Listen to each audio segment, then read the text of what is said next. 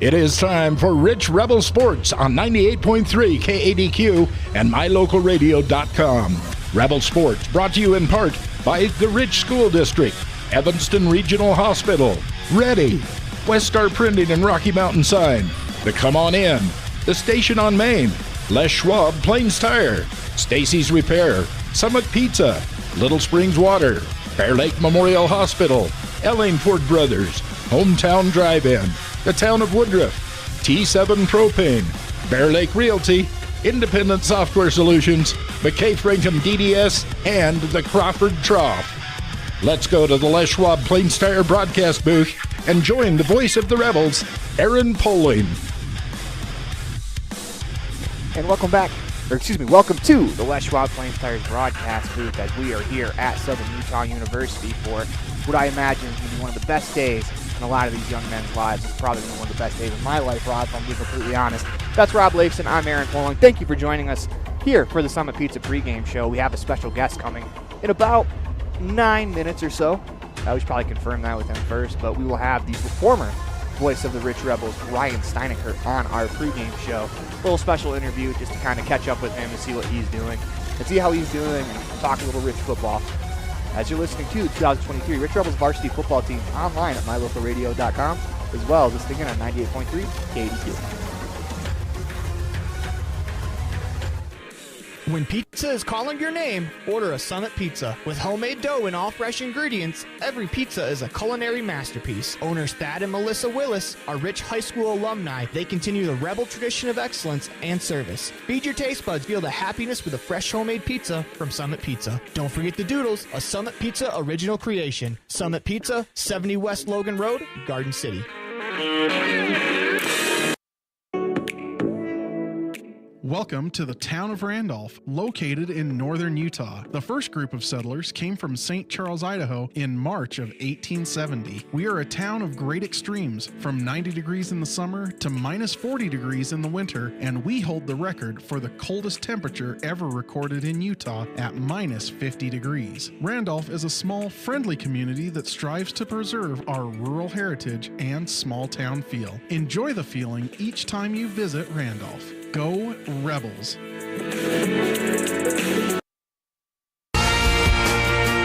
The tires you drive on matter. Tire quality and condition affect overall safety and how your vehicle performs. Having the right air pressure in your tires even affects gas mileage. Don't trust your tires to just anybody. Choose Freeway Tire to handle all your vehicle maintenance, including regular tire checks and rotation. When it comes to your vehicle, choose the team that really knows tires. Freeway Tire in Evanston. Stop in today.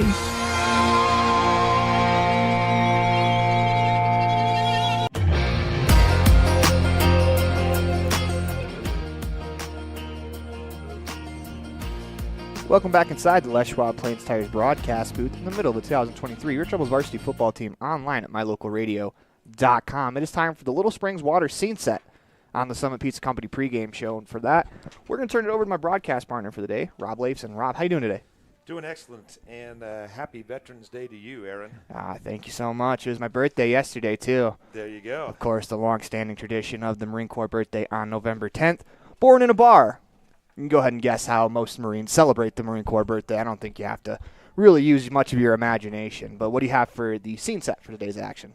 Well, you mentioned it when we first got here. You can actually see the field this year. Last year it was buried under about 6 or 7 inches of snow, and all you could see was the lines on the hash marks, even though they had the equipment to clear the field. For some reason, they chose not to do that, but it is a perfect day. It's only about 37 degrees right now. It's supposed to be up to about 48 by halftime. So a little cool weather, but that is no problem for the Rebels. But sun is shining brightly. Yeah, I was going to say, the cold weather probably shouldn't be a bother, as it's probably much colder in the last few weeks over in Randolph than it is here today. It's also nice that the sun's out. The sun will definitely help with the little bit of a chill that is down on the field, but it is a really, really beautiful field here at Eccles Coliseum. I mean, I'm glad they actually get to see it this year. Starting to wonder last year if they were just kind of pulling one on us, that, you know, they just built everything, no field though, because you could not see anything. The weather for the two games couldn't be more polar opposite.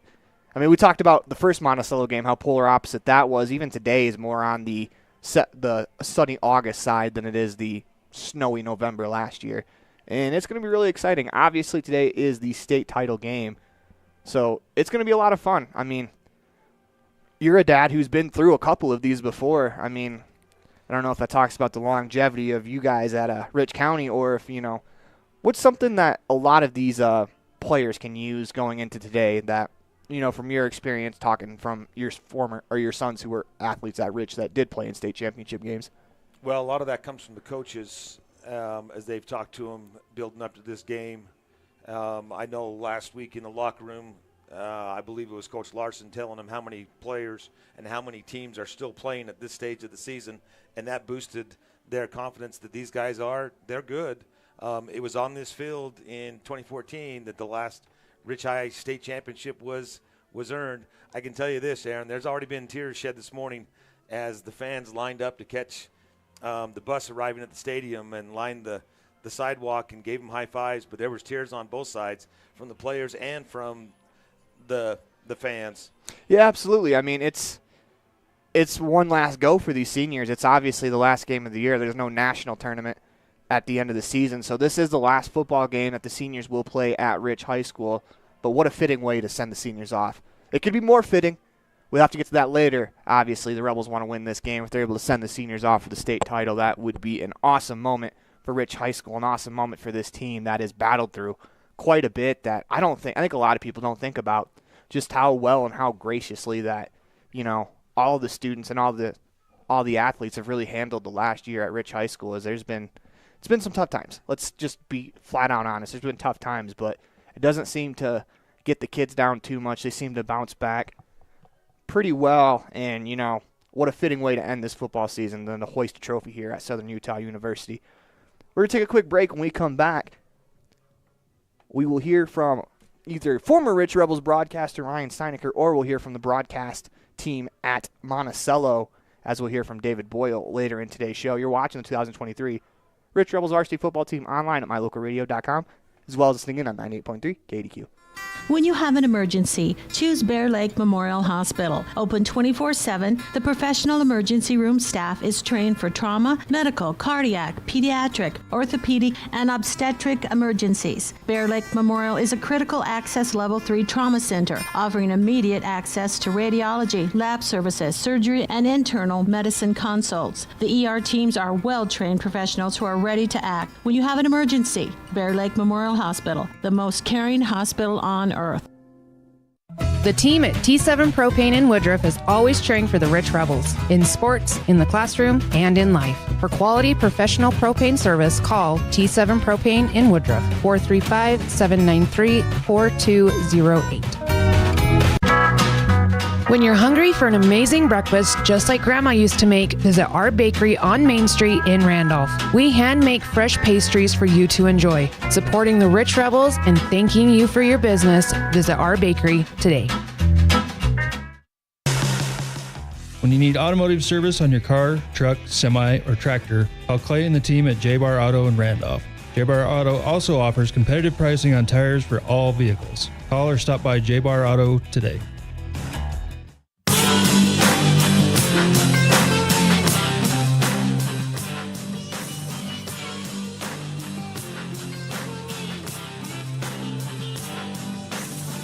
Let's hear from David Boyle, broadcaster at Monticello High School. So we have a bit of a special interview today, interviewing David Boyle, who is a broadcaster for Monticello High School. David, how you doing today? Hey, I'm good, Aaron. How about yourself? I'm doing pretty good. Anytime you can sit around and talk some football, especially a state championship game, it's probably going to be a great time. So first of all, what's been Monticello's season since we saw them at Rich High School? I mean, Rich came away with a 15-6 win in what I thought was a far better game than the score indicated. How has the Buckaroo season gone? Yeah, it's been interesting. Yeah, it's been a long time since we saw you guys. That was, and I've got a measurable for it. I didn't get to do that game. My dad actually broadcasted it because I was at home with our newborn baby. So I've seen her grow over that time, and I've seen the Buckaroos' season grow over that time. So it's been really interesting. Monticello had a bit of a tough go. We played Colorado. Is just 15 miles. The border is about 15 miles from Monticello.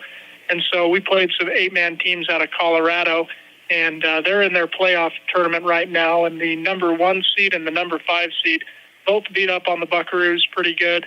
And then we had a close loss. The Monticello team had a close loss to El Capitan out of Arizona. So they took their lumps, but it's been interesting as the schedule's evened out a little bit. They've started to put together some wins, and it was really encouraging to see how Monticello handled Altamont. We anticipated looking at schedule, okay, Monticello should win this game, but we didn't know they were going to win it the way they did, and especially offensive improvements, I think, has been really key. I mean, that was, when you only put up 6 points in a trip to Randolph, it's going to be hard to win. So that's something that I think I've seen an improvement on throughout the season is offensive execution for the Buckaroos, and again, just taking lumps. I know Rich has done the same. They haven't had necessarily an easy schedule up in Wyoming. So one thing that stood out to me about that game in Randolph was just Monticello's red zone defense was incredible. I think it was 4 times the Rebels had the ball within the 10, up 15-6, trying to extend the lead, and all 4 times that Monticello defense came away with a 4-down stop. Let's go ahead and talk about the defense that the Buckaroos play. Yeah, so Monticello, it's interesting. Coach Anderson's talked about this a couple times this season. We don't have a super big front, but he's talked about we've got about 10 clones that are 145, 150 pounds, and so it's been a challenge sometimes up front, but I feel like the team, as you've seen in 8-man, you've got to be really sound fundamentally, especially in your tackles, and I feel like that's been a key for Monticello all year, and their calling card really.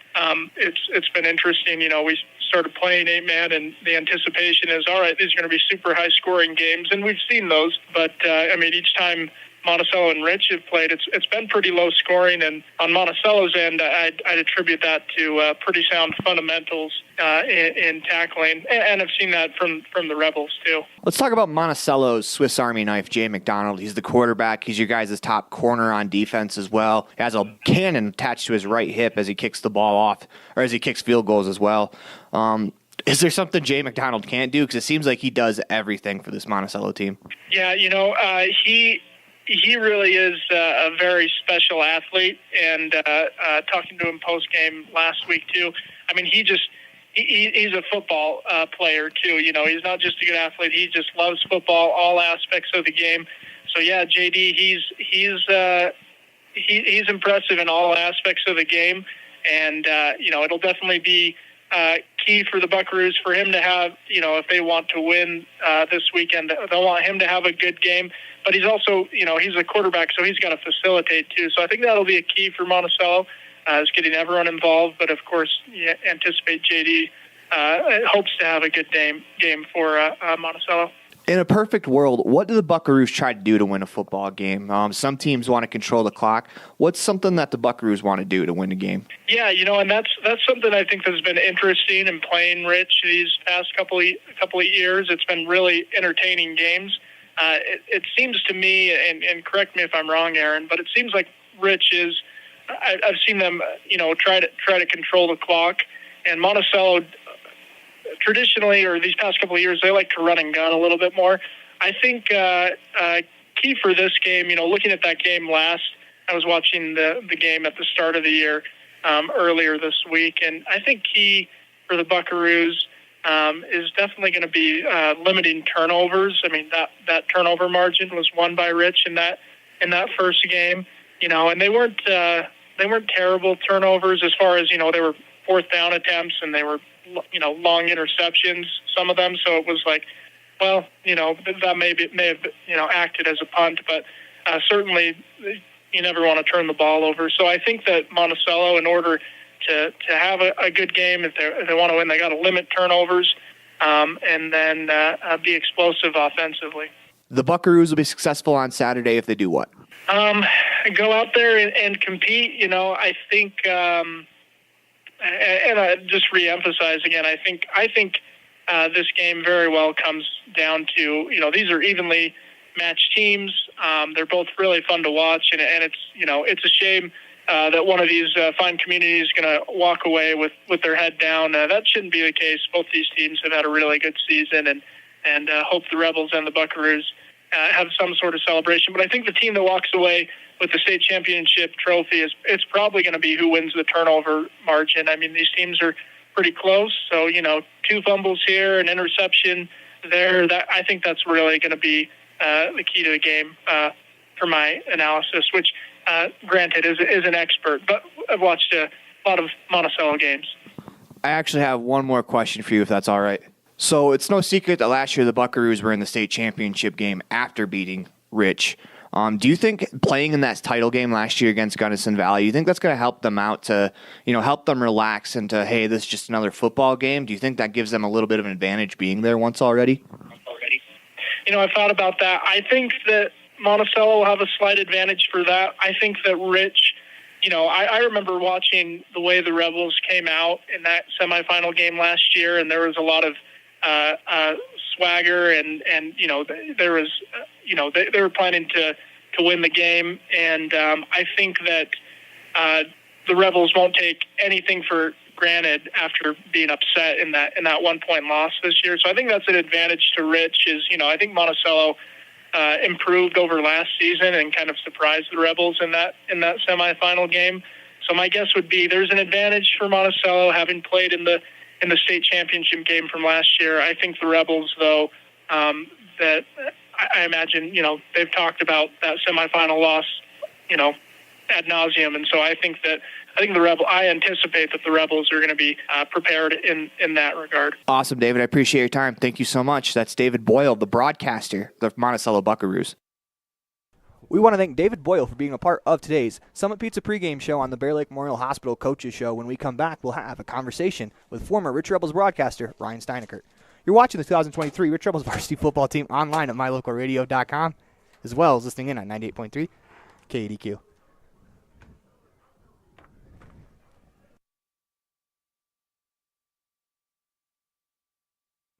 When you have an emergency, choose Bear Lake Memorial Hospital. Open 24/7, the professional emergency room staff is trained for trauma, medical, cardiac, pediatric, orthopedic, and obstetric emergencies. Bear Lake Memorial is a critical access level 3 trauma center, offering immediate access to radiology, lab services, surgery, and internal medicine consults. The ER teams are well-trained professionals who are ready to act. When you have an emergency, Bear Lake Memorial Hospital, the most caring hospital on earth.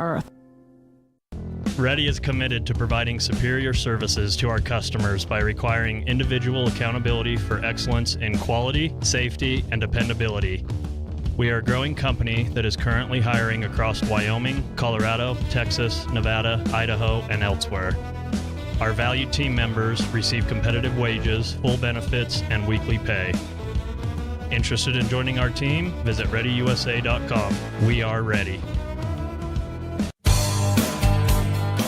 Success doesn't come by accident. Success requires hard work, perseverance, learning, sacrifice, and believing in yourself. Eddie and Todd Jensen established the Mound Valley Cattle Company in Thatcher, Idaho on these very principles. The students, staff, athletes, and coaches at Rich High School value these same fundamentals in education and activities, in athletics, and in life. Good luck, Rebels, from Mound Valley Cattle Company, serving customers in Utah, Idaho, and Wyoming since 1997. When participating in sports, there's always a lot to talk about performing at the top of your game. I'd like to expand on that and ask, how about performing at the top of your game in every part of your life? This is Dr. Todd Hoover with Hoover Chiropractic. I offer solutions to help improve all aspects of your game called life. Pain management, migraines, allergies, emotional release, nutritional supplements based on blood tests, and improved athletic performance. To help you perform at the top of your game every day, call today to schedule an appointment in Evanston or in Kemmer. Hoover Chiropractic, 307-789-0043.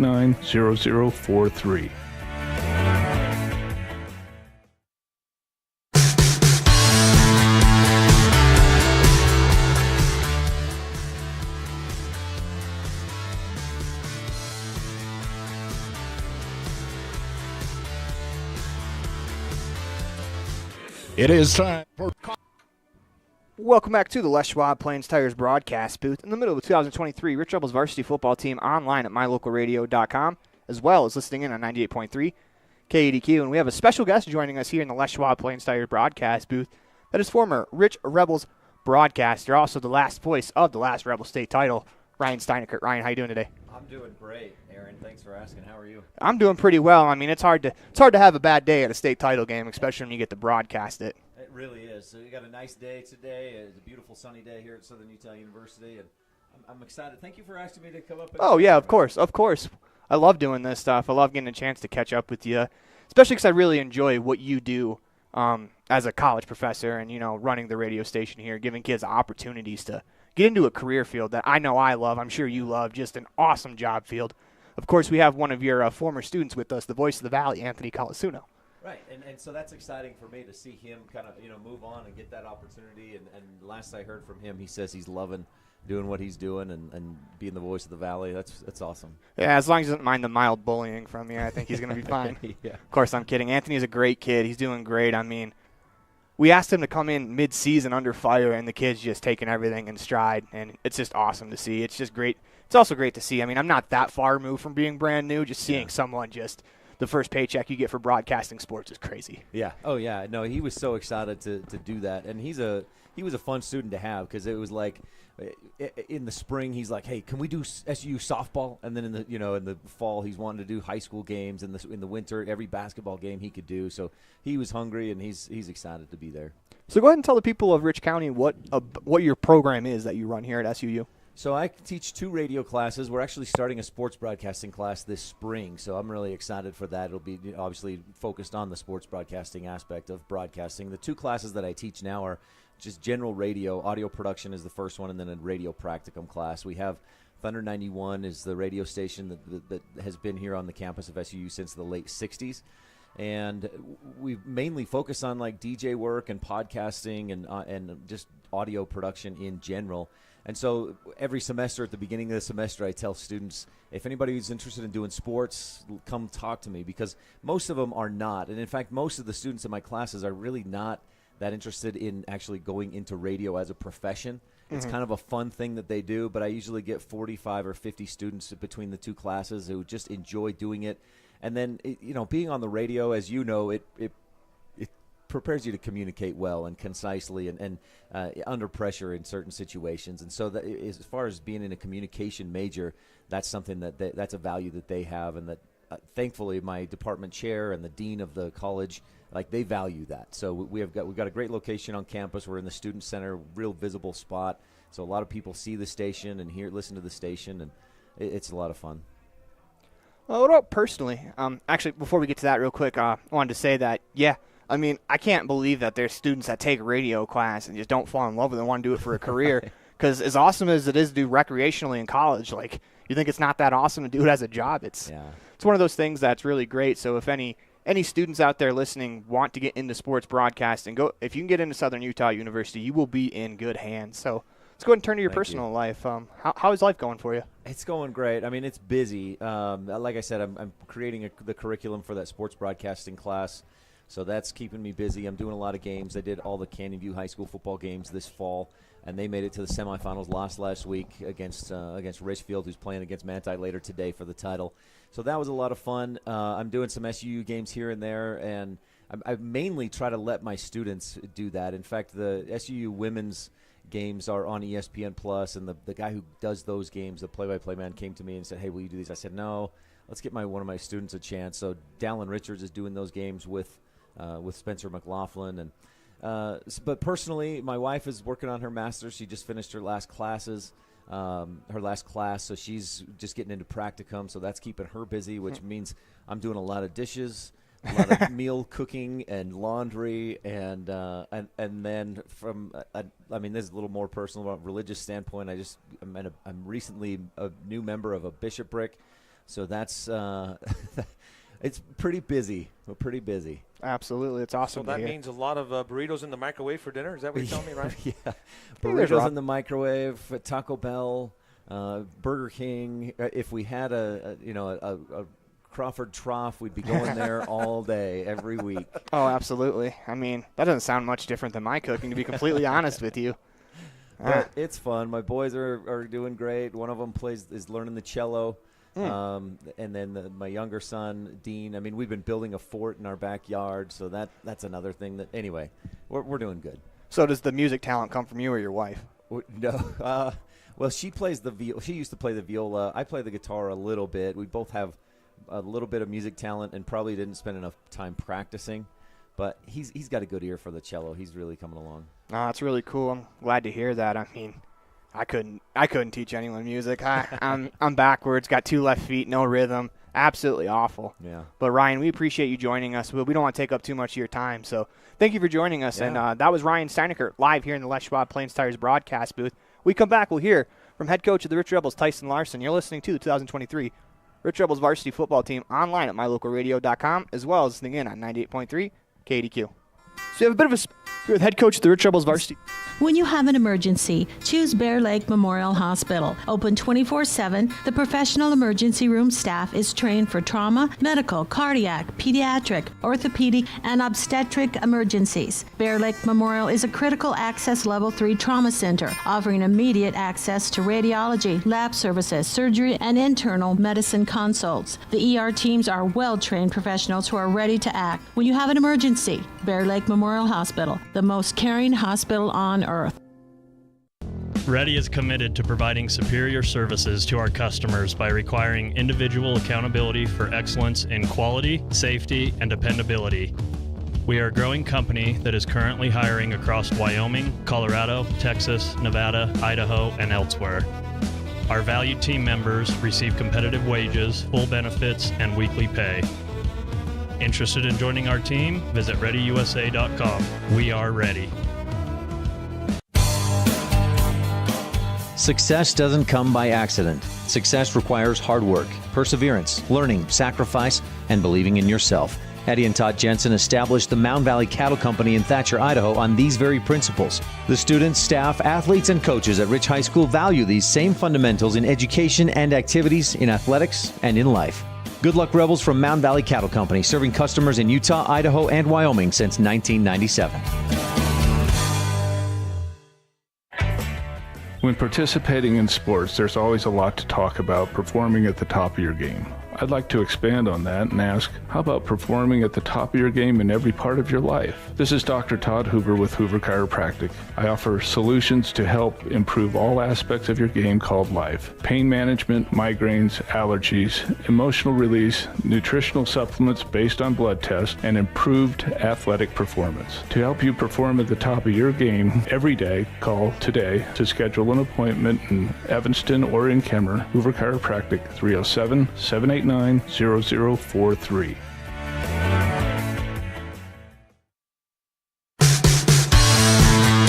With head coach of the Rich Rebels varsity football team, that's head coach Tyson Larson. Coach, how you doing today? Doing great. I got to imagine a lot of people around the program are doing pretty good today as you guys punched your ticket to the state championship game on Saturday. What's the feeling like around the program right now? Yeah, no, you're spot on. I think the kids are way excited, and we're pretty excited about the opportunity. Now the goal is hopefully they're not content with going down and putting a second place medal around their necks. I'm hoping they're ready to, hopefully they're excited knowing that we can go and take care of business. So not only yourself, but a couple of coaches on your coaching staff have state championship game experience. What do you think from your personal experience that you'll be able to relay on to your players that could help them out on Saturday?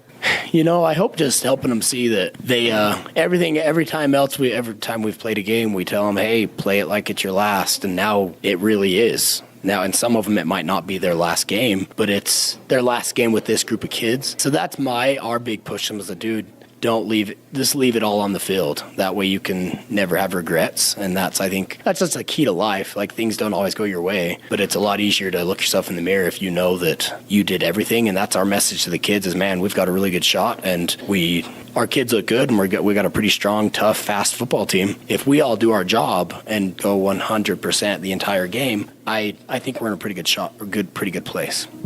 So on Friday, you guys, I thought, played a spectacular football game on offense. The only real blemish is maybe the fumble on the first possession and then a fumble with some of the younger guys. Can you just give me some of your thoughts about the game on Friday? Yeah, I know, and I'm hoping that will carry over, obviously. We got to have a very good offensive game because, Monticello is bound to put points on the board as fast as they are. I think the the other blemish would be we had some penalties that we need to fix up, and some of that might have been just, hey, the switch back from 11 to 8 man is just a different deal. But overall, I'm with you, and I thought they played fantastic defensively. I thought they looked really, really well and technically sound. Like they were very technique-wise looked sharp, and so I'm excited because we're gonna once again we'll need that this week. We'll need to be on our A game defensively. So you guys are playing Monticello, a team that you've played in the regular season, both 8-man years. This year, obviously looking for a different outcome in the final game of the season. What about this Monticello team do you know, and what can you take from the prior 3 games into your matchup on Saturday? Just that they're very diverse on offense. They like to spread you out, and it's dangerous. Like, they can break some plays, and so that's one of the biggest things we've taken. And obviously, when you put speed out in space, we got to be on our game with technique. And so that's what I would take from it, is that they're very fast and they have some pretty high profile offense that can put points on the board pretty quick. And so that's what we're going to game plan for this week, is making sure that we can bend and not break and make sure we play sound, tough, fast defense all game, and I think we'll be in a good spot. One thing defensively that was pointed out on the KSL stream, as well as I think myself and Rob mentioned it a couple of times, was tackling was the big key defensively, I think, especially with their big fullback. You know, you got Jet Holmes running around like a crazy man, just laying his body on the line, taking that kid out. What about your defense was so good against Water Canyon? I think they did. They just flew around, and Jet, he played fantastic, but there were a lot of other highlights. We saw Raiden Lutz and Riker Hoffman and Drake Weston, and I could keep going. Kids that just made some very technically sound plays. Like they were low, they put their head where they should, they wrapped and rolled, and we were just excited to see everything coming together. The drills we do in practice, actually seeing that happens on the field, it was exciting to watch it, and some of it I didn't see live. I rewatched it, and I thought the same thing when I saw it on the live stream of how well they played. And that's our big message to them this week is, hey, that's great. If we want to put the hat on and take second place and say, hey, we were a pretty good tackling team, I'm hoping they come ready to do it again this week. You guys will be successful this weekend if you do what? If we play with a lot of energy on defense and execute on offense, and we play 4 quarters. We've said that all along, and it's never more true than now. We got to play 4 quarters and be very disciplined, fundamentals-wise, with penalties and turnovers, and I think we'll be in good shape.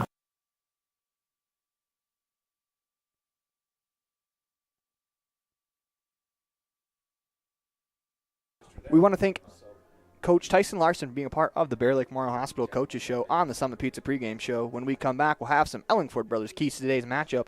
You're watching the 2023 Rich Rebels varsity football team online at mylocalradio.com, as well as listening in on 98.3 KDQ.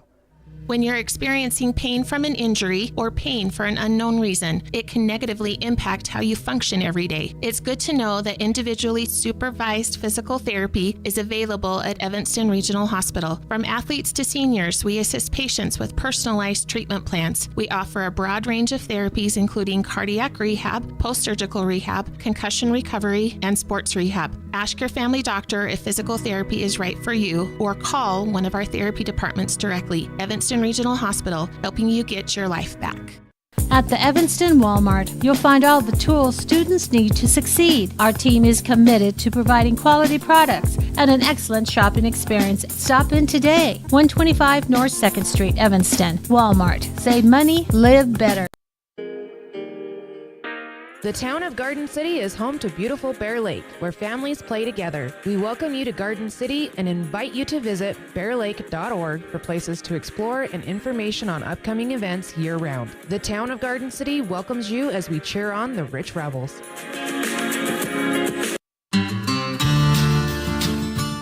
Quality is the one thing that you can always count on when you do business with Ellingford Brothers in Evanston. You always get high-quality products and friendly, knowledgeable service at Ellingford's. Stop in today, 199 County Road, Evanston.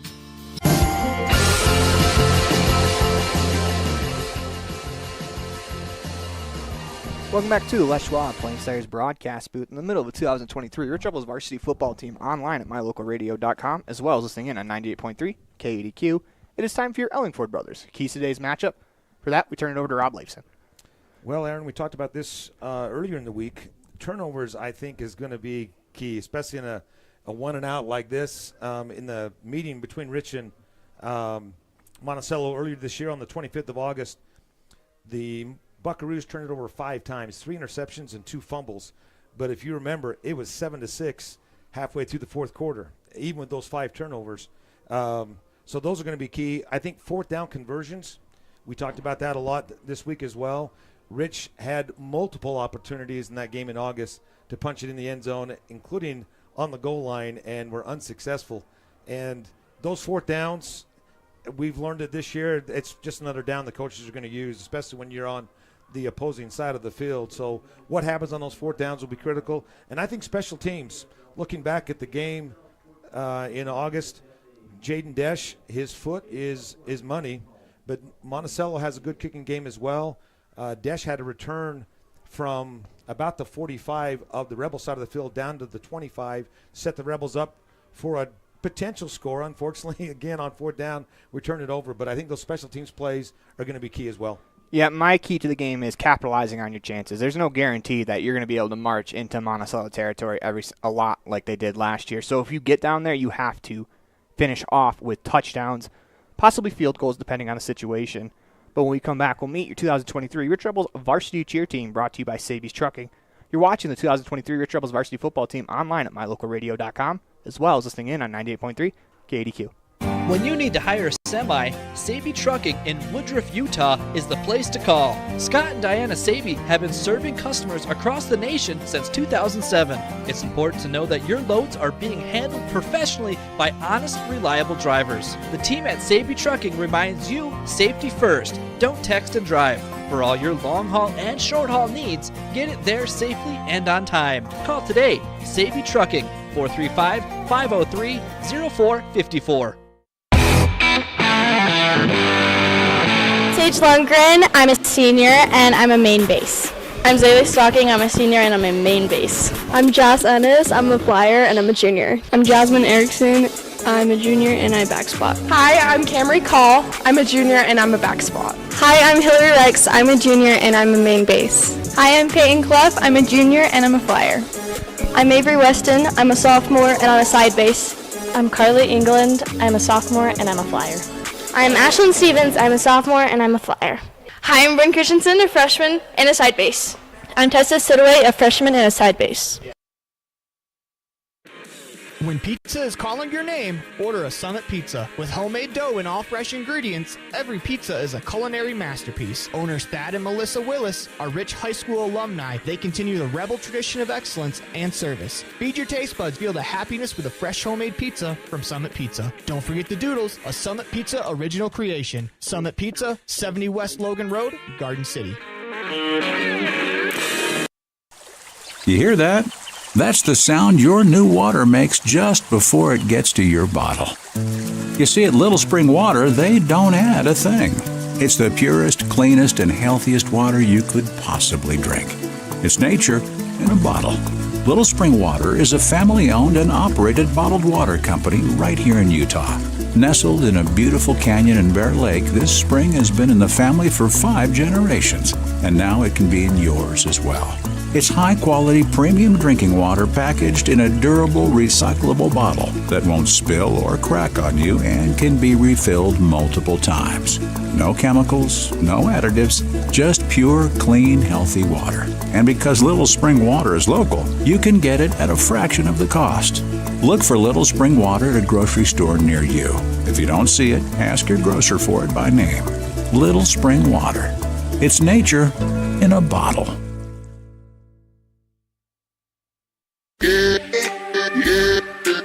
Carter Grohl, sophomore, running back, linebacker. Noah Perry, senior, running back, DN. Samuel Leifson, junior, running back, cornerback. Jaden Desch, senior, receiver, and DB. Jet Holmes, sophomore, quarterback, and linebacker. Carter Hoffman, junior, linebacker, and the quarterback. Kason Johnson, senior, receiver, and cornerback. Zenick Stocking, junior, safety, wide receiver. Braden Lutz, senior, linebacker, and running back. Dylan Walsden, wide receiver, DB, sophomore. My name is Jeremy Garcia. I'm going to be a senior, and I play linebacker and running back. Antonio Maldonado, junior, outside backer, quarterback. Hudson Perry, freshman, running back, safety. Rick Weston, junior, running back and outside linebacker. Riker Hoffman, junior, strong safety and running back. Daniel Smith, junior, DB and wide receiver. Jasper Johnson, freshman, running back, linebacker. Kel Argyle, freshman, fullback, and linebacker. Cade Nelson, sophomore, center, defensive tackle. Casey Huffaker, senior, D tackle, right guard. Jordan Johnson, junior, left guard, defensive tackle. Boston Jolly, sophomore, right guard and defensive nose guard. Easton Eborn, sophomore, guard and tackle. Riley Goff, freshman, offensive tackle and defensive end. I'm Bodie O'Mealy. I'm a freshman, an offensive tackle and a defensive end. I am Talon Pace. I am a junior. I play center, guard, and tackle on offense, and then on defense I play D tackle and end. I'm Carter Stokes. I'm in 11th grade, and I play D-line and offensive line. I'm Colby Stokes. I'm a junior. I play offensive line and D-line. I'm Jack Bell. I'm a senior. I play defensive line and offensive line. I'm Bailey Weston. I'm a freshman. I play offensive line and defensive line. I'm Carson Muirbrook. I'm a senior and I play offensive and defensive line. Aiden Weston, receiver and cornerback. I'm Jadix Chandler. I am a junior this year, and my position is right guard. My name is Wilkes Weston. I'm a freshman this year, and I play quarterback and linebacker. Jack Wakefield, sophomore, offensive defensive lineman. Paxton Nicodemus, wide receiver safety, 9th grade. Riker Kirk. I'm going to be a sophomore, and my position is a running back.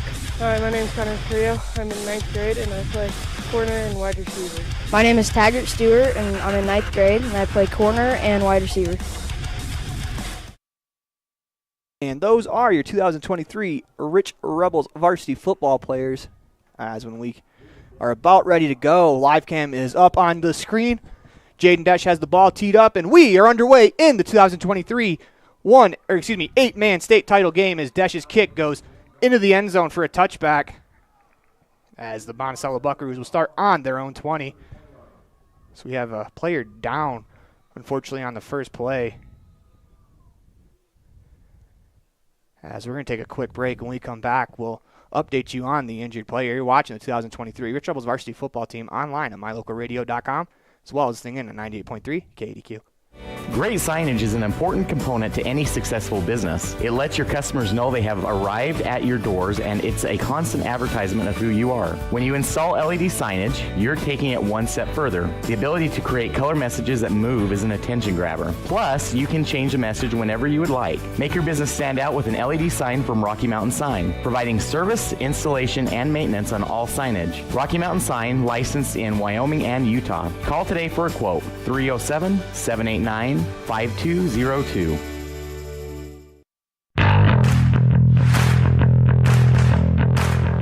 Welcome back inside the Les Schwab Plains Tires broadcast booth. Unfortunately, the injured player just hopped up, as it's Jeremy Garcia who is walking off under his own power. That's good to hear, or good to see, excuse me, as you hate to see an injury on the first play of the game. Hopefully Jeremy's going to be all right, and he'll be able to get back into this one. You don't want to miss this one as a senior. I got to imagine they're going to have to take everything from him to keep him out of the game, Rob. Absolutely. There's no way he's going to sit this one out. So the Buckaroos have the ball. 1st and 10 from their own 20-yard line. 12 minutes still on the clock as McDonald in the shotgun. He's got a running back to his left hip. Gets the snap, hands to that running back. That is number 30, Tavon Black, who is stopped in the backfield. Drake Weston with a huge play right off the bat. Gain of 0 on the play. It'll bring up 2nd down and 10. Nice play by Drake Weston. Read that one perfectly. A little bit of a developing story for the Buckaroos. Tavon Black comes hobbling off the field. As this Buckaroo team, they're a little banged up last week against Altamont. Replacing him is number 1, senior Thomas Fulmer. He'll stand to the left of McDonald in the gun. One receiver split left. As McDonald gets the snap, he's going to hand to Fulmer around the left side. He's got some space out across the 25. See where they mark him down, as he'll be close to that 1st down marker. Will depend on the spot. Looks like he's going to be a yard short, bringing up 3rd and 1 in the first drive. Looks like Riker Hoffman, number 24, and Samuel Leifson, number 3, on the tackle. But 3rd and 1 is definitely manageable for the Buckaroos. Buckaroos go I formation. Ball placed on the Buckaroo 29-yard line. Snap and the give to the deep back. He's going to lunge forward out across the 30. Good enough for a 1st down to about the 33. It'll be 1st and 10 Buckaroos, as that's number 2, Robert Morrison, with the dive right up the middle. 10:48 left to go. It is 1st and 10 for the Buckaroos on their own 33-yard line. They're going to go quickly here. McDonald in the gun, has 2 backs in the backfield, has a receiver split out each way. McDonald gets the snap. They're going to hand to the receiver to the left. That is Fulmer. He rumbles forward for about 6 on the play. Bring up 2nd down and 4 as he goes from the right side of the field to the left. Looked like Riker Hoffman, number 24, with the stop on that one. Ball will be spotted on the Buckaroo 41-yard line. Then I'll trade the 37.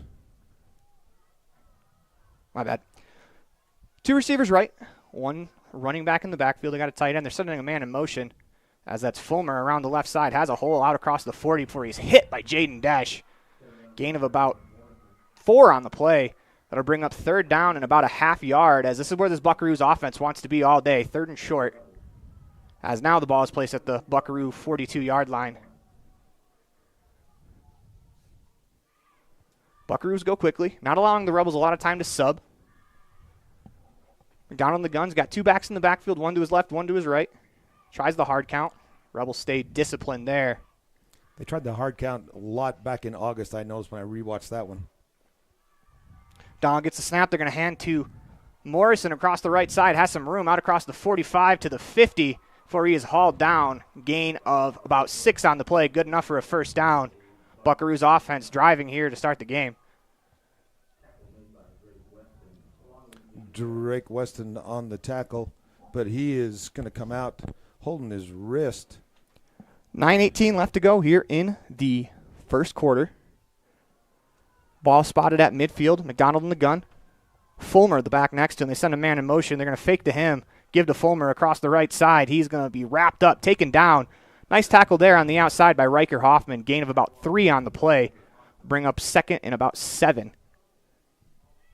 Ball has to get to the Rebel 40-yard line for a 1st down. That was the 7th play of this drive, Aaron. Buckaroos have got this one moving upfield.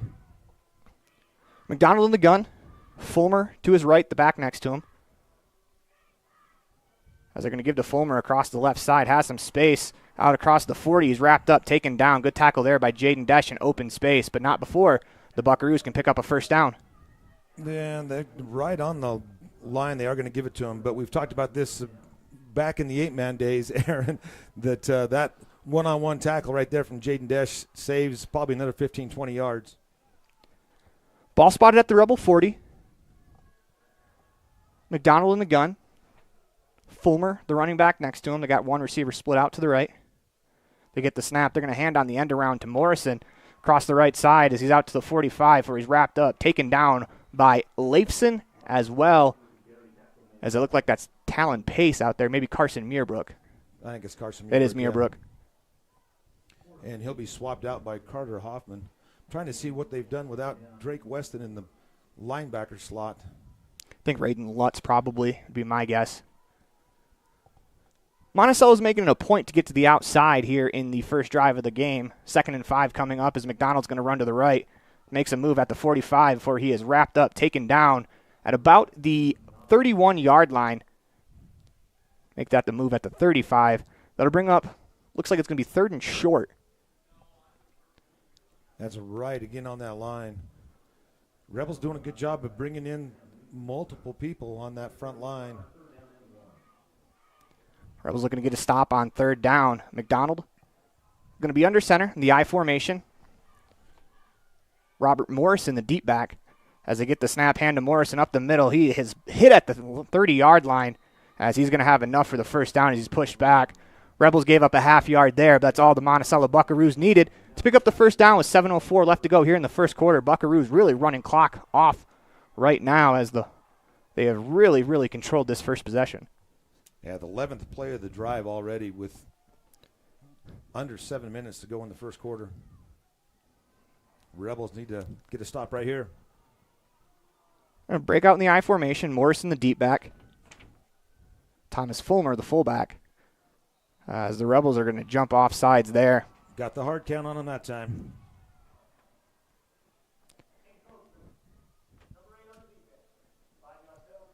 got Carter Hoffman is who they're putting the blame on, but I think they could have picked about 4 different Rebels on that one, Aaron. Not the start the Rebels defense would want. 1st and 5 from the Rebel 25-yard line. But the Rebels, if their defense can bend and not break, that'll be key today. They're going to give up yardage to this Monticello offense. You just want to try to hold them off the board. McDonald gets the snap. He's going to hand to the back, going left, cuts it upfield at the 20-yard line. He's wrapped up, taken down by Jaden Desch. That was number 2, Robert Morrison. Raiden Lutz, number 12, as you are right, Aaron. Looks like he's taking the spot for Drake Weston in the linebacker position. 2 backs in the backfield, McDonald in the gun. He's got Morrison to his left, Fulmer to his right. They get the snap, looking to throw. They fire, batted up in the air, caught, deflected, knocked away. That's going to fall incomplete. Bring up 2nd down and 10 from the Rebel 20-yard line as that ball hit the intended receiver, went up in the air. Nobody could find it. It came back to that intended receiver. He was unable to haul it in, as that was number 24, Zach Thane. There was about 3 different people that had a chance for that one when it popped up in the air. Buckaroos in the gun. Fulmer, the back to the left of McDonald. Snap, they're going to give to him across the right side, out across the 20, before he's wrapped up, taken down at the 25-yard line. They'll bring up 3rd down and about 5 for the Buckaroo offense.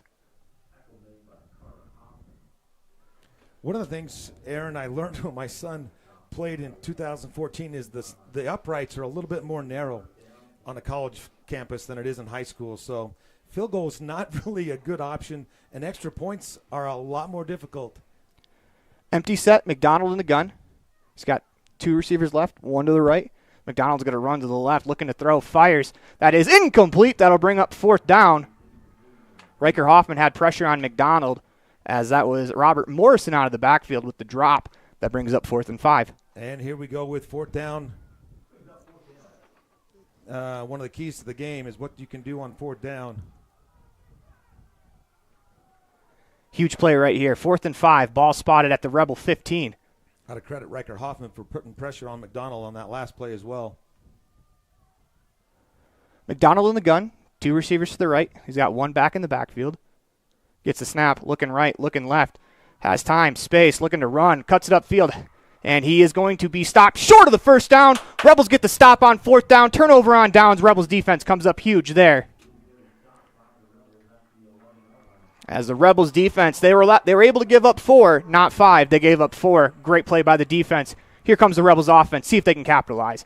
Now, that is a lot of time off the clock, Aaron. 5:17 left to go in the first quarter on a 15-play drive by the Buckaroos. Outside of not scoring, that was textbook for Monacello. Rebels break the huddle. They send 2 receivers right, 1 to the left. Hoffman in the gun. Perry next to him. Hoffman's going to keep it himself as he makes a move at the 15, out across the 20 for his haul down. Great run there from Carter Hoffman, as that'll be close to the 1st down, if not a 1st down. It is. They are moving the chains. 1st and 10 Rebels with 5:09 left to go here in the first quarter. This is the Rebels' first possession, if you can believe it, after hearing the time. Not a lot of incompletions on that drive from Monticello, so the clock just continued to run. 1st and 10 Rebels, ball spotted at their own 21-yard line. Hoffman in the gun. Gets the snap, drops back, looking to throw. As he throws, has Desch out at the 40, and it is caught by Desch. Makes a man miss. He has no one in front of him. Touchdown, Rebels, as Jaden Desch continues his great play against the Monticello Buckaroos. 6-0 Rebels on the Station on Main scoreboard. Pending the PAT, with 4:38 left to go, Rebels go on top. 2 plays, touchdown. Very different from the Monticello drive. Yeah, he only needs 78 yards in 1 pass play, Aaron. That's all it takes.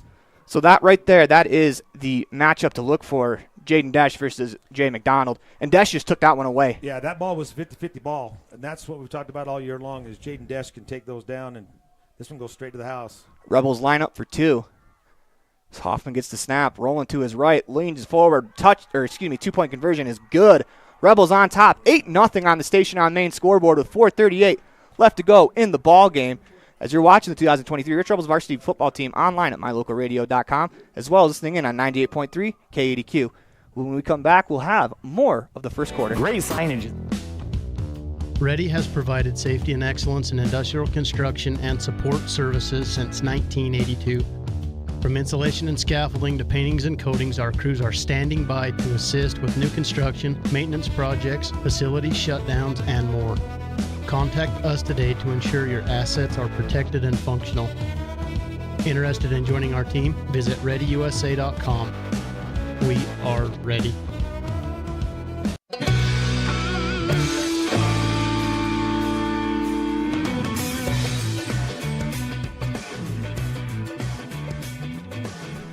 Welcome back inside the Les Schwab Plains Tires broadcast booth in the middle of the 2023 Rich Rebels varsity football team, online at mylocalradio.com. 8-0 on the Station on Main scoreboard as Desch lines it up to kick it away. Ball is in the air, back deep to return is Tavon Black. Good to see him back in the game. Fields it at his own 3, up to the 20, makes a man miss before he is chopped down by the Rebels special teams unit at the 24-yard line. That is where the Buckaroos will start their second possession of the game. And, Rob, if you look at time of possession, boy, do the Buckaroos have a lot more time of possession to the Rebels so far. Yeah, but time of possession doesn't mean a whole lot when you're behind 8-0 on the scoreboard. So, hey, we talked about the Rebels' defense bending and not breaking. That last possession was a perfect example of it just because, you give up 85 yards basically on a drive, but you don't allow them to score. You come back, you score. You're up 8-0. McDonald gets a snap, looking to pass, has a screen, has Morrison out in the flats at the 25 to the 30 before he's wrapped up, taken down. Great tackle in open space by Jaden Desch. We mentioned it earlier, Aaron. The fans lined up to welcome the Rebels to the stadium, and Jaden Desch was already emotional knowing this is his last time to put on the pads as a Rich High Rebel. Gain of 7 on the play brings up 2nd and 3. They split a receiver each way. They split a back each way as well as McDonald gets the snap, hands to the back on the left. That's Morrison. He's wrapped up, taken down by Riker Hoffman, just short of the sticks. They'll bring up 3rd down and 1. Nice open field tackle by Riker. Again, 8-man, 1-on-1. You're going to get a lot of those matchups. 3rd and 1. They're going to split 2 receivers each way. McDonald in the backfield. Empty set. As they send a man in motion, that's Morrison. They're going to give to him on the end around. He is wrapped up by Noah Perry, taken down. Actually still on his feet, leans forward, but he's going to get back only to the original line of scrimmage. It'll be 4th down in inches, and we'll see what the Buckaroos decide to do here. They're actually going to say it's a loss of 1 on the play. Noah read that one perfectly. Unfortunately, he was able to break away from that a little bit. Looks like the Buckaroos are going to go for it on their own 32. Rebels got to watch for the hard count here. Empty set. And they jump off sides. You called it, Aaron. Monacello did that so many times in that first matchup in August, and the Rebels were able to avoid that. It's a little harder in the state championship game, 4th and 1. You get to stop there. You're setting your offense up for a really good field position. As Buckaroos break the huddle, they're going to send 3 receivers left, 1 to the right. McDonald alone in the backfield, gets a snap, looking to pass, throws a screen right away, bobbled for a second by Morrison, makes the catch out across the 40 to the 45 where he's wrapped up, taken down. Gain of about 8 on the play. Brings up 2nd down and 8. Second down and 2. Pickup of 8. Your math was right, Aaron. Yeah, just wrong numbers. This is probably the longest it's taken for the Buckaroos to line up since the start of the game as they sub out a couple of players. Take Morrison off the field. A couple of new backs in the backfield. You got Tavon Black to the left of McDonald. They're going to hand the opposite way up the middle, has some space, and the ball's out! And is picked up by the Buckaroos out across the Rebels, out across into Rebel territory. As Tavon Black got a very nice bounce back right into his pocket to pick that fumble back up. I think that was Landon Shumway with the carry, actually, as they went opposite of Black. But Buckaroos were there to pick it up, and that's sometimes what you need in a state title game. Lucky bounce. Donald in the backfield. Gets the snap. They're going to hand to Shumway across the right side. He is wrapped up at the Rebel 45-yard line. Gain of about 4 on the play. They're going to give him 5, actually, to the Rebel 44. Riker Hoffman has the ball in his hand, asking why it's not Rebel ball, but forward progress had stopped. So when the Buckaroos sub out their top two running backs, Fulmer and Morrison, both times the ball has come loose. This time, obviously, after the forward progress was deemed stopped. So the Rebels can take advantage of that there. McDonald gets the snap. Looking to pass, drops back, makes a man miss in the backfield. Rolls, fires, has Morrison. That's going to fall incomplete, as that'll bring up 3rd down and 6 for the Buckaroo offense. And Noah Perry, number 2, putting some pressure on McDonald on that one. As Morrison was open at the Rebel 30-yard line, just could not complete the pass. Noah was slapping his helmet because he knew he had an opportunity to. That would have been about a 10-yard loss. With 1:14 left to go here in the first quarter, it is 3rd and 6 for the Buckaroo offense. Donald gets a snap. They're going to run it up the middle of Morrison, and he is tripped up at about the 40-yard line. That's going to bring up 4th down and short. And I got to imagine the Buckaroos are going to go for it here. If you're the defense, cannot jump off sides. Yep, cannot jump off sides. If you remember back in August, Aaron, the Buckaroos tried 2 fake punts. I don't think they're even going to line up in punting formation on this one. Nope, they'll line up in the I formation. Fulmer the fullback, Morrison the deep back. McDonald under center. Try the hard count. They're going to get a timeout from head coach Reed Anderson. We're going to take a timeout as well as you're watching the 2023 Rich Rebels varsity football team online at mylocalradio.com, as well as listening in on 98.3 KADQ. Rebels on top, 8-0 on the station on main scoreboard. Great signage is an important component to any successful business. It lets your customers know they have arrived at your doors, and it's a constant advertisement of who you are. When you install LED signage, you're taking it one step further. The ability to create color messages that move is an attention grabber. Plus, you can change the message whenever you would like. Make your business stand out with an LED sign from Rocky Mountain Sign, providing service, installation, and maintenance on all signage. Rocky Mountain Sign, licensed in Wyoming and Utah. Call today for a quote, 307-789-5202.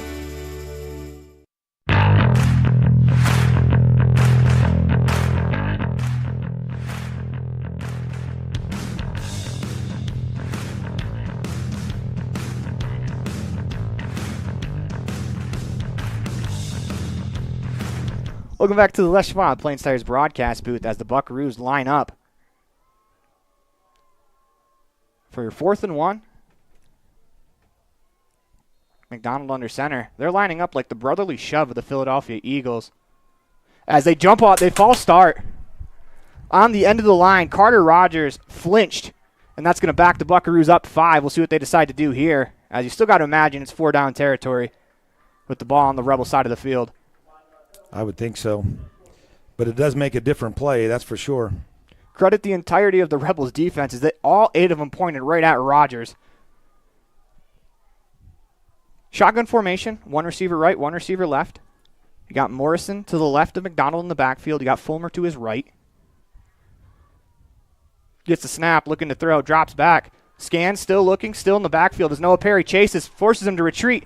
Has some space out in the open field as he's going to cut up field, and he will be, looks like he's short. Referee's pointing it away, Aaron. That's it is another turnover on downs for the Monticello Buckaroos. Great job by the Rebels defense there. Rebels defense, they've allowed some yards, but they haven't allowed any real big plays, forcing this Monticello Buckaroo offense to have to methodically work it downfield. Great job by the defense right there. As here comes the Rebels offense. They've only run 2 plays in the contest. They're up 8-0 on the station on main scoreboard with 31 seconds left to go in the first quarter. Hoffman in the gun, Perry next to him. As they snap it to Perry, cuts up the field at the 30, at the 40, into Buckaroo territory across the 45 to the 40. That is good enough for a Rebel first down. 1st and 10 Rebels as that clock continues to wind. It stops for the moment to reset the chains. We'll see if the Rebels run another play as that clock will wind to 20 seconds. 20-yard pickup by Noah Perry. Direct snap to him. That's something we haven't seen very much, Aaron. Hoffman in the gun. He's got 2 receivers to the left, 1 to the right. Desch one-on-one. Hoffman's going to keep it out across the 40, waiting for that hole to open up to about the 45-yard line. He'll pick up 6 on the play. As that looks like that'll be the final play of the first quarter as you're watching the 2023 Rich Rebels varsity football team online at mylocalradio.com. Rebels have the ball deep in Buckaroo territory as when we come back, we'll have the second quarter. Ready has provided safety and excellence in industrial construction and support services since 1982. From insulation and scaffolding to paintings and coatings, our crews are standing by to assist with new construction, maintenance projects, facility shutdowns, and more. Contact us today to ensure your assets are protected and functional. Interested in joining our team? Visit ReadyUSA.com. We are ready.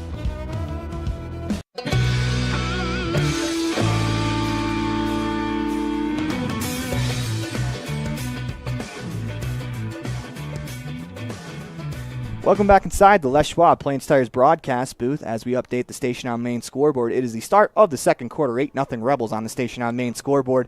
They have the ball on the Buckaroo 30 as it'll be 2nd down and 3 to start the quarter.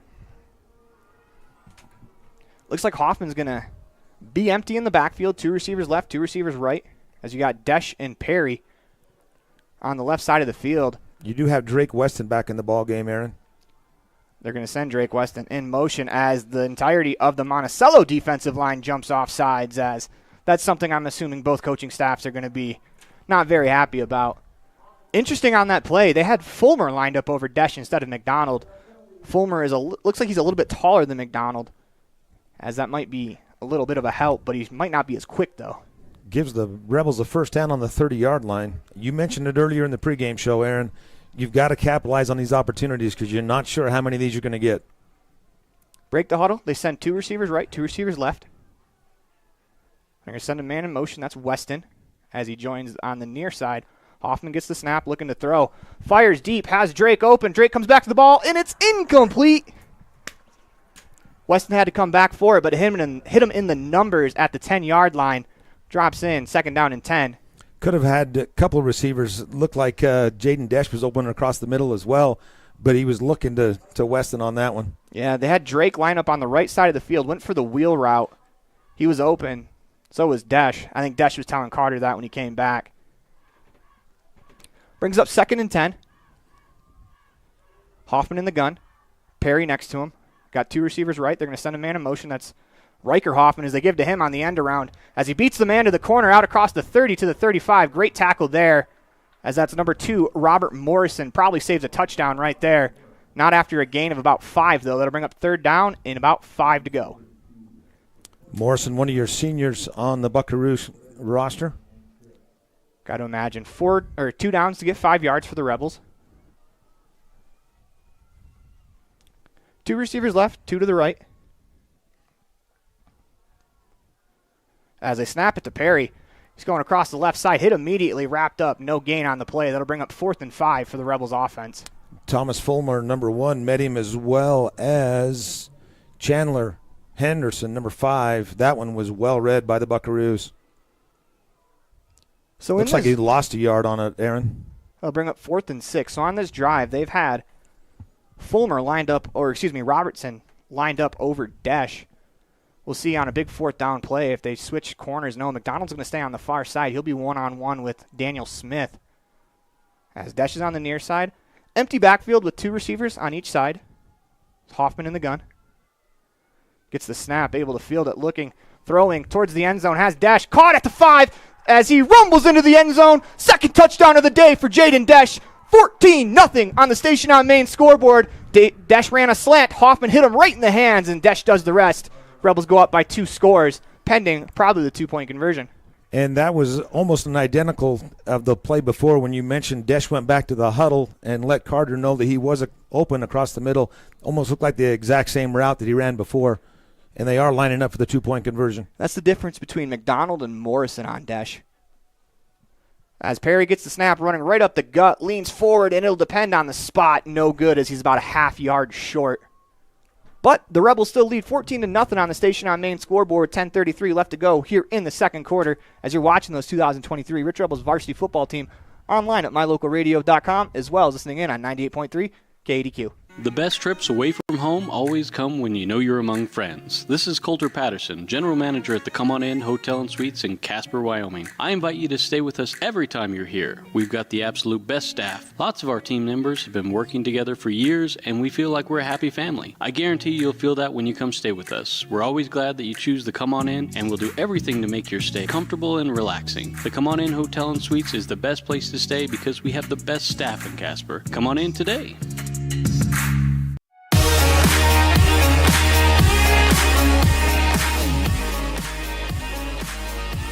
Welcome back inside the Les Schwab Plains Tires broadcast booth in the middle of the 2023 Rich Rebels varsity football team online at mylocalradio.com. I'm not going to toot my own horn very often, Aaron, but we said one of the keys at the beginning of the game, fourth down conversions, and you just saw not only a fourth down conversion, but a fourth down conversion for a touchdown. Back deep to return is Tavon Black as Desch lines up at the 40. Ball is in the air. It's a short kick as that's going to be land at the 15-yard line, fielded at the 15 by Black on the left side of the field. Cuts up the middle to about the 30. As that's where the Monticello Buckaroos will start at the 31-yard line. 1st and 10 Buckaroos with 10:26 left to go. Rebels up 14-0 on the station on main scoreboard. This is actually the best starting field position the Buckaroos have had. 1st and 10 Buckaroos, Rebels defense. They've allowed some yards here in the contest, but they haven't quite broke yet. As we'll see what they have for the Buckaroos here. As McDonald is in the empty formation. He's got 3 tight ends on the line of scrimmage. On the right-hand side, they get the snap. Looking to throw as he rolls that way. Still looking to cut up field as he fires finally at the last second. That pass is going to fall incomplete, but we're getting a flag on the play. Going to get Daniel Smith with pass interference, but I don't think that ball was anywhere near catchable. Yeah, I think Daniel may have panicked the last second and just pushed him. Which is all right because on the penalty, you're only giving up 15 where they probably would have gave up 30 on the reception. Well, I told my son that pass interference is 15 yards. A touchdown's worth 6 points. So. Yeah. Not the worst thing in the world. I mean, probably if it's – I think that throw was behind him. If Daniel looks up, he might have a chance at it. But as the safety being the last player Smith was on that play, I don't think you mind that just because you don't want to give up the touchdown on one play. Empty backfield, 3 receivers to the left, 1 to the right.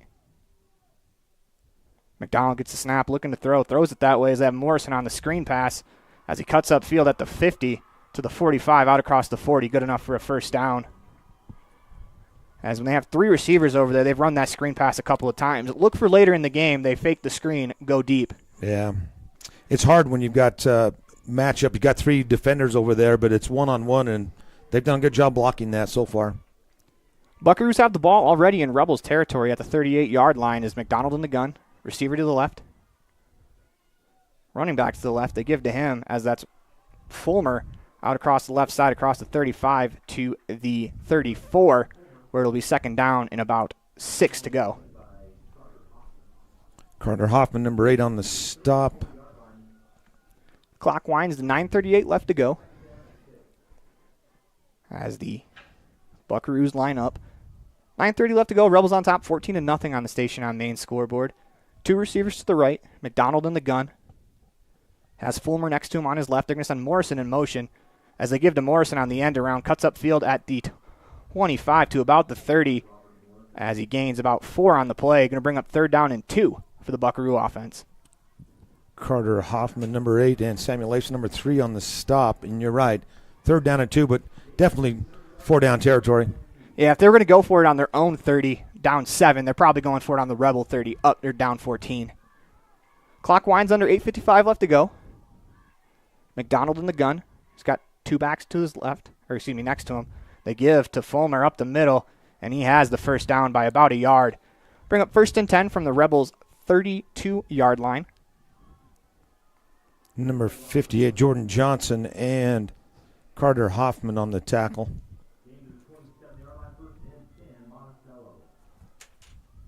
Buckaroos are going to send 2 receivers to the left, 1 to the right. Donald in the backfield, Fulmer on his right hip. Gets the snap, looking to pass, drops back, looking to throw. Chased out of the pocket, has some space. He's going to run it out across the 20 before he's wrapped up, taken down hard by Jaden Desch at about the Rebel 19. Gain of 7 on the play, brings up 2nd down and 3. They're actually going to mark him at the 20 or the 18. That's one of the things the Rebels talked a lot about in practice this week, Aaron, is McDonald does a good job. Once he gets out of that pocket, he is dangerous. 8 minutes even to play left in the second quarter. 14-0 on the station on main scoreboard. And it's hard to get a defensive lineman who sees a quarterback to hold his ground and not flush him out of there where he's got open field on the sides. 2nd down and 1. As before we get 2nd down and 1, we're going to get a timeout called by the Buckaroos as the play clock was winding down. As that 2 seconds when they call timeout. As you're watching the 2023 Rich Rebels varsity football team online at mylocalradio.com, as well as listening in on 98.3 KADQ. The best trip. When participating in sports, there's always a lot to talk about performing at the top of your game. I'd like to expand on that and ask, how about performing at the top of your game in every part of your life? This is Dr. Todd Hoover with Hoover Chiropractic. I offer solutions to help improve all aspects of your game called life. Pain management, migraines, allergies, emotional release, nutritional supplements based on blood tests, and improved athletic performance. To help you perform at the top of your game every day, call today to schedule an appointment in Evanston or in Kemmer. Hoover Chiropractic, 307-789-0043.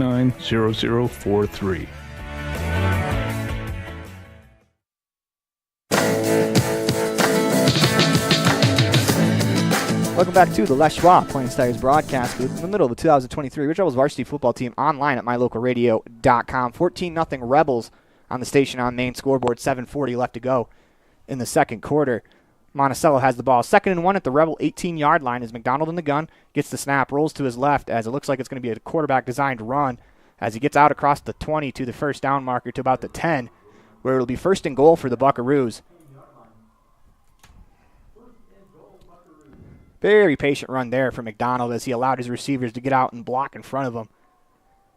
As it's 1st and goal, see if the Rebels can bow their necks here and stop the score. They're on top 14-0 on the station on main scoreboard. They're going to send a receiver to the left.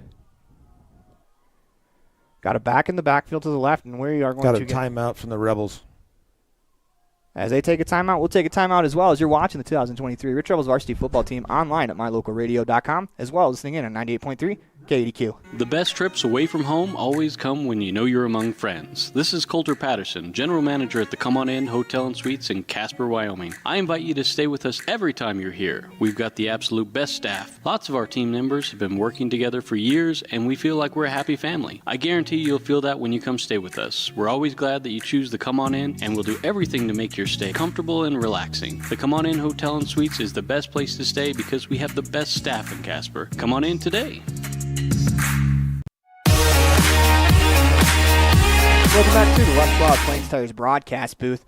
Listening to the 2023 Rich Rebels varsity football team online at mylocalradio.com. Rob, I like that timeout because this drive might not be the biggest in the world for the Rebels, but for the Buckaroos, if they can't score here, it would be a huge advantage for the Rebels if they had the ball with about 6 minutes left to go and they get it at the kickoff in the second half. McDonald in the gun. Gets the snap. They're going to hand it on the end around to Morrison across the left side, and he is into the end zone for a touchdown. Had a block in the back that doesn't get called on the corner on that one, Aaron. Welcome. It's going to be 14-6 on the station on main scoreboard. See what they decide to do here. Looks like they're going to go for 2, try to make this a 6-point game.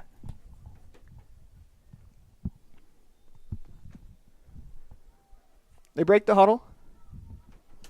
A little bit of a different formation. 2 linemen on the line over the ball. They have about 5 players split out to the left. They get the snap. They're going to run the other way, looking to throw as McDonald's being forced. Fires back across the middle. Incomplete as the Rebels do a great job defending that one. As with 7:25 left to go here in the second quarter, 14-6 on the station on main scoreboard. As when we come back, we'll have more of the second quarter as you're watching 2023 Rich Rebels varsity football team online at mylocalradio.com, as well as listening in on 98.3 KADQ. When participating in sports, there's always a lot to talk about performing at the top of your game.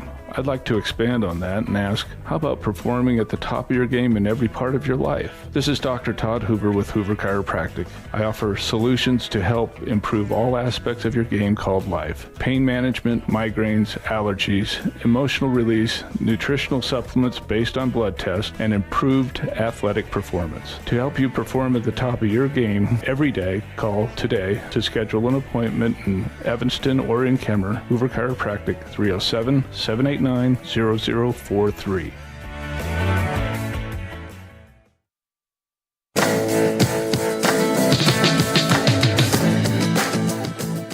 Welcome back to the Les Schwab Plains Tires broadcast booth in the middle of the 2023 Rich Rebels varsity football team online at mylocalradio.com. 14-6 on the Station on Main scoreboard as the Buckaroos will kick off. As McDonald lines up over it. Back deep to return is Drake Weston standing at his own 5. Kick is in the air as that's going to go over Drake's head into the end zone for a touchback, as that's where the Rebels will start at their own 20-yard line with 7:25 left to go. They are up 8 on the Station on Main scoreboard. Good to see Drake back in the game. When he was left holding that wrist, it was definitely concerning. I saw both of his parents come down on the sideline and take a look at him. The other nice one to see back on the field is Kason Johnson, number 10, a senior, Aaron, who's went out early in the season with a knee injury, and he's fought hard to get back on this field. Rebels break the huddle. They're going to send 2 receivers each side. Hoffman's alone in the gun. Send Riker Hoffman in motion. They're going to give to him. They're going to pitch to Weston on the end around as Riker. Actually, that's Perry. As Riker got hit at the 20, makes a man miss at the 25. Still on his feet. Still going. Still lunges forward. Picks up 2 more yards. Goes down. But we're going to get a flag on the play. See what that flag is. No quit in Hudson Perry, that's for sure. It's a good thing they pitched that because Riker Hoffman was drilled in the backfield. Now, I'm not sure if they got a face mask. Indeed, they did. So that effort from Hudson Perry, not only did it pick up 2 extra yards on the run, it picks up 15 extra on the penalty. Coach Larson was talking to Perry because he thought if Hudson goes to the outside, Hudson might still be running. But it works out pretty well for the Rebels as the ball's moved all the way to their own 40-yard line. One of my favorite things the Rebels do is the 20-yard sprint to the huddle, or after the huddle, excuse me. Hoffman alone in the gun. He's got 2 receivers right, 2 receivers left. As Hoffman's going to run it, has a hole up the middle, out across the 45 to the 50 into Monacello territory to the Monacello 45. It'll be 1st and 10 for the Rebels right there, as that's a great hole that was produced by the middle of that offensive line. When you spread 2 receivers right, 2 receivers left, that spreads out the defense, Aaron, on an 8-man lineup. You know, that's something that the Buckaroos did quite a bit in that first matchup of the season. 2 receivers left, 1 to the right, Perry in the gun. As Hoffman gets the snap, he's going to run to his left behind Noah Perry, out across the 45 to the 40, still on his feet as he rumbles forward near the Monticello 35-yard line, as they'll be stopped at the 36. That'll bring up 2nd down, and it looks like maybe 2 on the play. Zach Thane and Carter Rogers on the tackle. As clock winds, the 6:10 left to go. 14-6 Rebels on the Station on Main scoreboard. They have the ball in Buckaroo territory at the Buckaroo 42-yard line.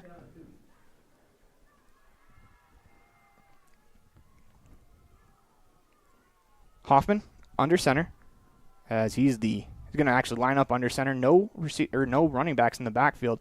They send Jet Holmes in motion. They're going to pitch to Jet, as it looks like he's looking to pass, as he's going to be wrapped up. Throws it late, and it's nearly intercepted, or was it? No. Bounced before it got to. Looked like Chandler Henderson, number 5, had a chance at it, but did bounce right before him. But you're right. Trying to complete that pass, but couldn't find anybody open. Good coverage by the Buckaroos. Yeah, that should be intentional grounding, as the only player in the area was a Monticello Buckaroo. If you're Jet on that situation, next time throw that out of bounds on the sideline. You don't care if one of the sideline players. They don't call intentional grounding. They're going to talk about it again. I don't know if they were saying because he was in the grasp, and no, here comes the flag out of the pocket. And that is the correct call.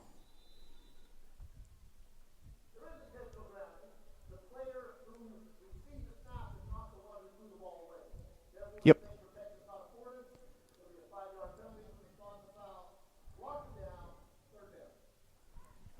Such a bummer. That's the correct call, though, because it wasn't Carter that got the snap. Or Carter got the snap, pitched it to Jet.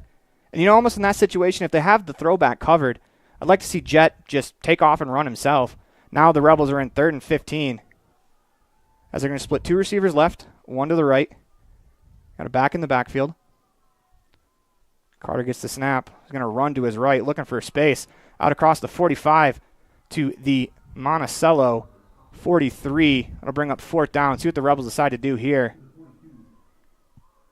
Looks like we're going to punt, but the problem is you do not have Jaden Desch.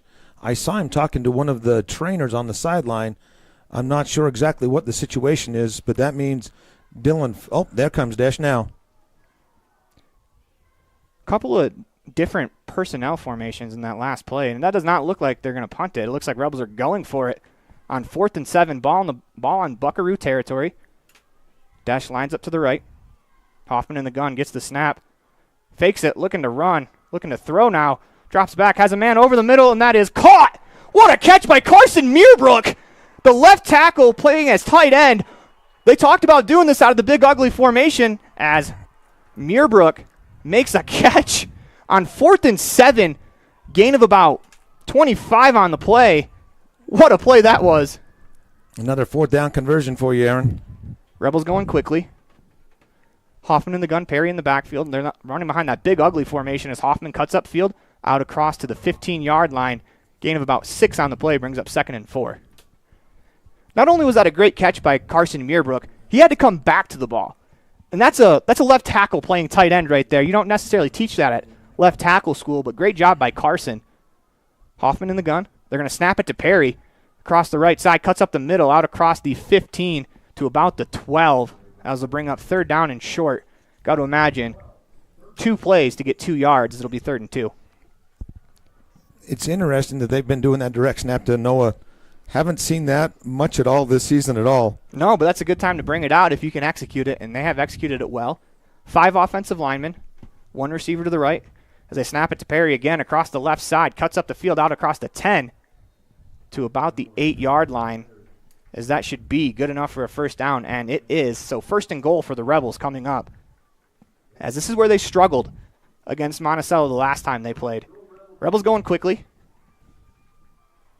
Hoffman under center, gets the snap. Quarterback keeper up the middle, as he's going to gain about 2 on the play. Brings up 2nd down and goal from the 6-yard line. You pick up 2 yards every single play, Rob. You're going to get to the goal line. Yeah, number 5, Chandler Henderson, stopped him soon after.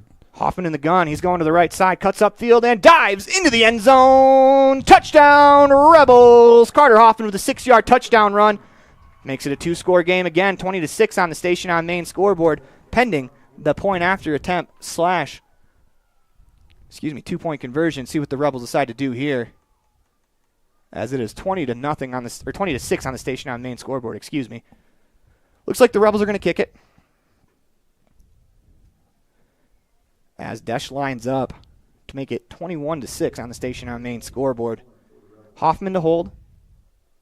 Snaps low, holds good, kick on the way, and it is through as the Rebels go on top, 21-6 on the Station on Main scoreboard.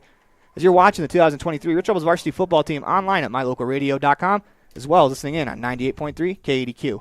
We're going to keep it right here through the duration of this timeout as the Rebels are on top, 21-6. And Rob, the offense. We talked about them struggling last time when they played Monticello in the red zone. This time, no such struggle. Yeah, no such struggle. But again, 2 huge 4th down conversions in this drive alone. The biggest one coming to that pass to Carson Muirbrook at the 20-yard line to keep the drive alive. Great job by Carson, though. I still can't get over. He's never played wide receiver this year, but the fact that he came back to that ball in the air, that's an athlete going to make a play. That's probably your starting center or power forward for the Rebels basketball team, understanding that you have to go back to the ball. He's got a good set of hands. You see that on the basketball court. Desch lines up to kick it away from the 40. Tavon Black back deep, standing at his own 5-yard line.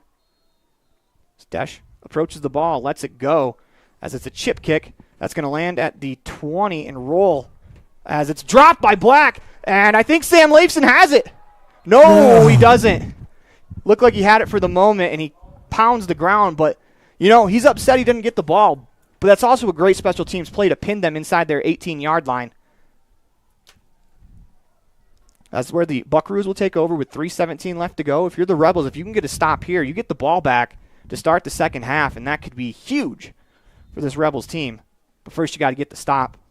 Monticello offenses look good, though. They only have 6 points. That's because the Rebels have stopped them on some pretty big fourth downs. McDonald in the gun. 2 receivers to his left. As they send a man in motion, that is Morrison. They fake to him. They're going to throw as McDonald, being chased in the backfield, eludes one man, cuts upfield, and is taken down at the 20-yard line. Gain of about 3 on the play. That's a good job defending the scramble there as Noah Perry nearly had him in the backfield. Once again, Noah's putting all the pressure he can on McDonald. You can give credit to Riker Hoffman on the tackle, but McDonald's been running for his life several times. Brings up 2nd and 7, 2:52 left to go. It's McDonald in the gun. He's got a back to each side. He's got a receiver to each side. Gets the snap, looking to throw, rolling to his right. Throws on the run. That is incomplete in front of the outstretched hands of Carter Rogers. That'll bring up 3rd down and 7 for the Buckaroo offense. That incompletion, though, stops the clock. Also gives the Rebels a little bit more time if they're able to get a stop here, Rob.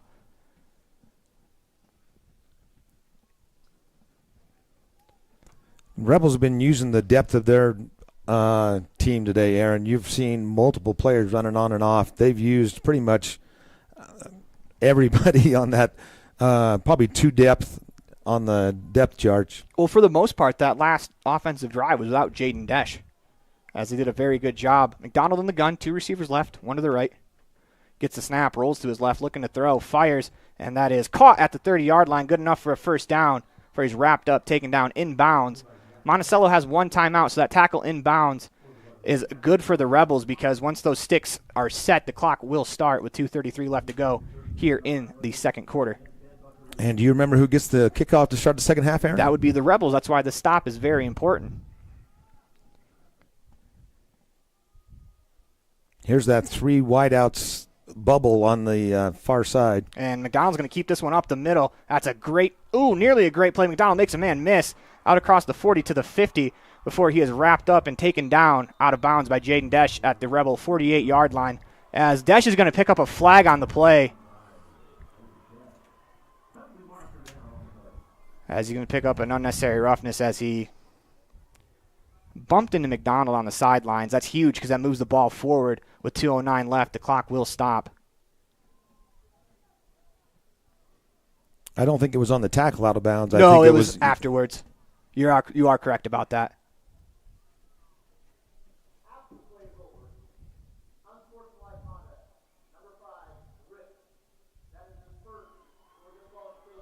So a second unsportsmanlike conduct for Desch. He'll be out of the game, and that's big for the Rebels. He just needs to walk away from that situation. I don't think he meant to bump him. I think they kind of got up at the same time, and he bumped him with his hip. But they're going to bring Daniel Smith in. You don't want to lose Desch because of an unsportsmanlike penalty here in the first half. So they're going to take him out. He's probably going to be, I'd say, done for at least the half. Yeah, Coach Lex Corney is giving him the father conversation there on the sideline. Because he made a great play chasing McDonald down as the Rebels split the C's. They'll come up out in that 3 receiver set again as McDonald's going to run up the middle. As this time he is wrapped up, taken down after a gain of about 1 on the play at the Rebel 31. Clock will continue to wind, under 2 minutes left to go here in the quarter. As Desch is going to come right back in after getting a talking to. Desch has had a great game. You don't want to be remembered for having a penalty on the sideline when you have 2 receiving touchdowns and a lot of touchdown-saving tackles already. Carter Hoffman and Drake Weston on the tackle on that last play, Aaron. Buckaroos break the huddle. They have a receiver to the left. They have a receiver in the slot on the left, one split out to the right. McDonald in the gun gets the snap.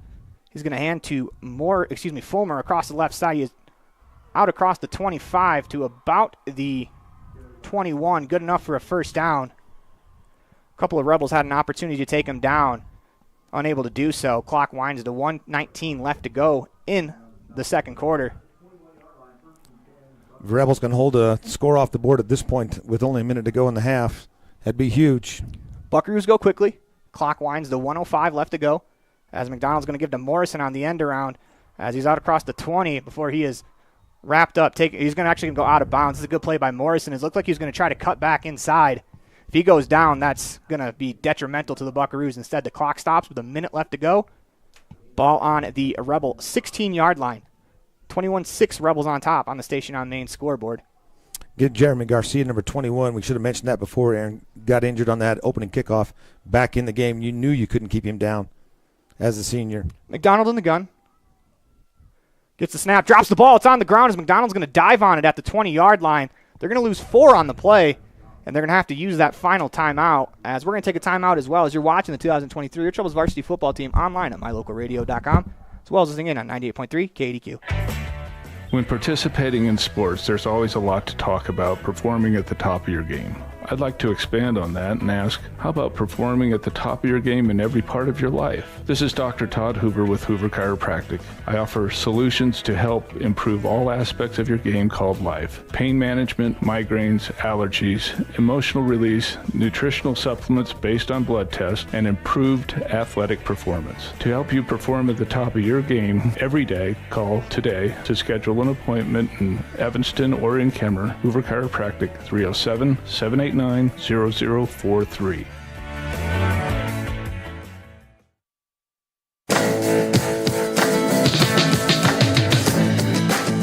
Welcome back to the Les Schwab Plains Tires broadcast booth in the middle of the 2023 Rich Rebels varsity football team online at mylocalradio.com in the 8-man state championship game. They break 3 receivers to the left, 1 to the right on this 3rd down and 9 for the Buckaroos offense. 53 seconds left to go in the half. Ball spotted at the Rebel 20. Donald in the gun, gets the snap, looking to throw. They fake the screen, looking to go deep. As the Rebels do a good job covering him, McDonald's going to have to scramble up the middle as he's out across the 20 to the 15 before he's tripped up, taken down by Drake Weston. That'll bring up 4th down and 4, but more importantly, that's going to wind clock off as the Buckaroos are going to have to hurry to the line of scrimmage. Rebels looking to sub late. They're just going to peel that sub right off. That's a good job by the Rebels sideline telling Jordan Johnson to stay off so you don't get called for too many men. The snap is low. McDonald Fields is looking to throw, and he is sacked by Noah Perry. Rebels get the stop. Turnover on downs, and the ball will be spotted at the Rebel 25-yard line. It'll be 1st and 10 with 20 seconds left to go as we got an injury timeout. And that's for the quarterback, McDonald. But Noah Perry has been in that backfield all morning long, and finally he gets rewarded and is able to take him down. That big penalty against Desch ends up not costing the Rebels, as Desch should probably, after they graduate, Desch should probably buy Noah Perry a dinner for that, because if they score, that could almost be pinned on that one play. Rebels have 20 seconds to work with. They have 2 timeouts, though. Credit the Rebel secondary for not giving McDonald any option to throw that ball, because he was looking upfield the whole time. Noah Perry came straight up the gut. They actually spot the ball at the Rebel 23 as they give him forward progress. They're going to force McDonald to come off the field. So if you're the Rebels, 20 seconds left to go. I see number 5 with some cool pink gloves being covered one-on-one by Carter Rogers on the near side. But that looks like the Rebels are just going to take a knee on this one. Looks like we're going to take a timeout. This will allow McDonald back into the game. I think they saw what I saw, and I think Coach Larson figured, why not a kill shot before the half? You're going to get the ball back. But essentially, you're probably going to throw this up one-on-one or a little bit of a trick play, see if you can get a score, or at least get into field goal range for Desch, see if you can allow him to try to boot one.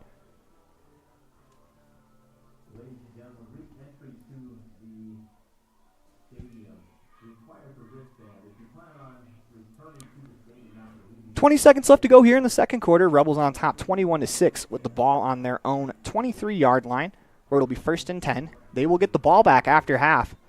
See what the Rebels decide to do here.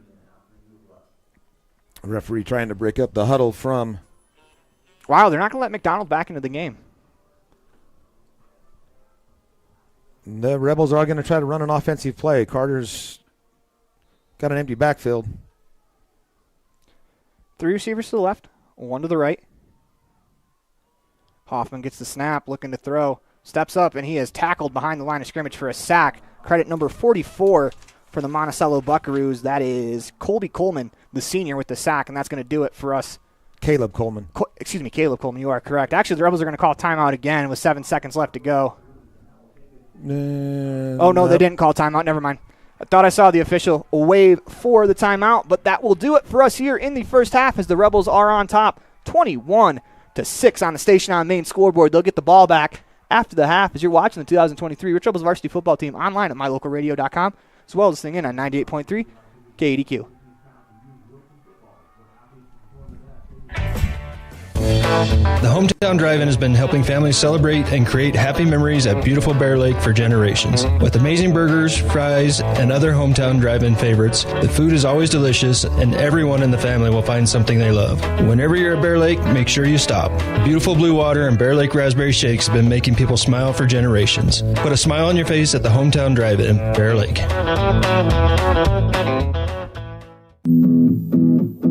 Rich School District has a legendary history of student success in the classroom and in other areas. Over 70% of Rich High students are involved in extracurricular activities. Participation in the classroom, on the field, in the gym, or on the stage helps students reach their potential. Working together with students, the community, and an amazing staff, we have the opportunity to build tomorrow's leaders. Rich School District, focusing on success, one student at a time.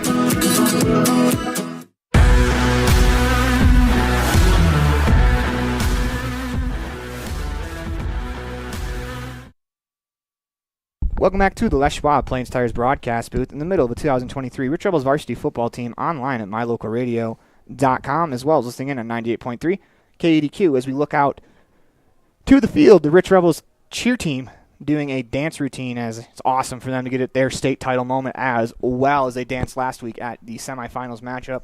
As it is time for the Hometown Drive-In halftime show, when we come back, we'll have this week's T7 Propane Standout Student of the Week as you're watching the 2023 Rich Rebels varsity football team online at mylocalradio.com, as well as listening in on 98.3 KADQ.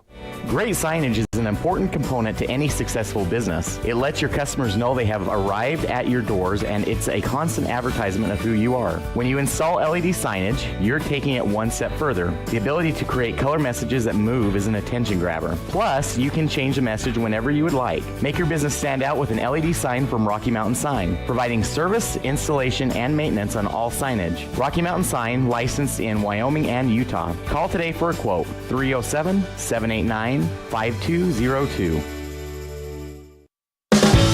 Whether it's for your home, your ranch, your equipment, or your business, when you need propane, count on the best. T7 Propane in Woodruff. The safe and professional team at T7 Propane offers quality product and the most responsive propane service in the area, so you can enjoy the affordability, reliability, and efficiency of propane. For heating, cooking, grilling, motor fuel, and more, count on the team at T7 for your personal or business propane needs. 435-793-4208. This is great news. Freeway Tire in Evanston will match any published tire price. That means you don't have to sacrifice quality of service anymore to get the best price on new tires. When you choose Freeway Tire, you can be sure you're getting excellent, professional, quality service and the lowest price on new tires. Plus, we offer routine maintenance and more extensive repair work. If you need roadside assistance, we can help with that too. Freeway Tire, stop in today.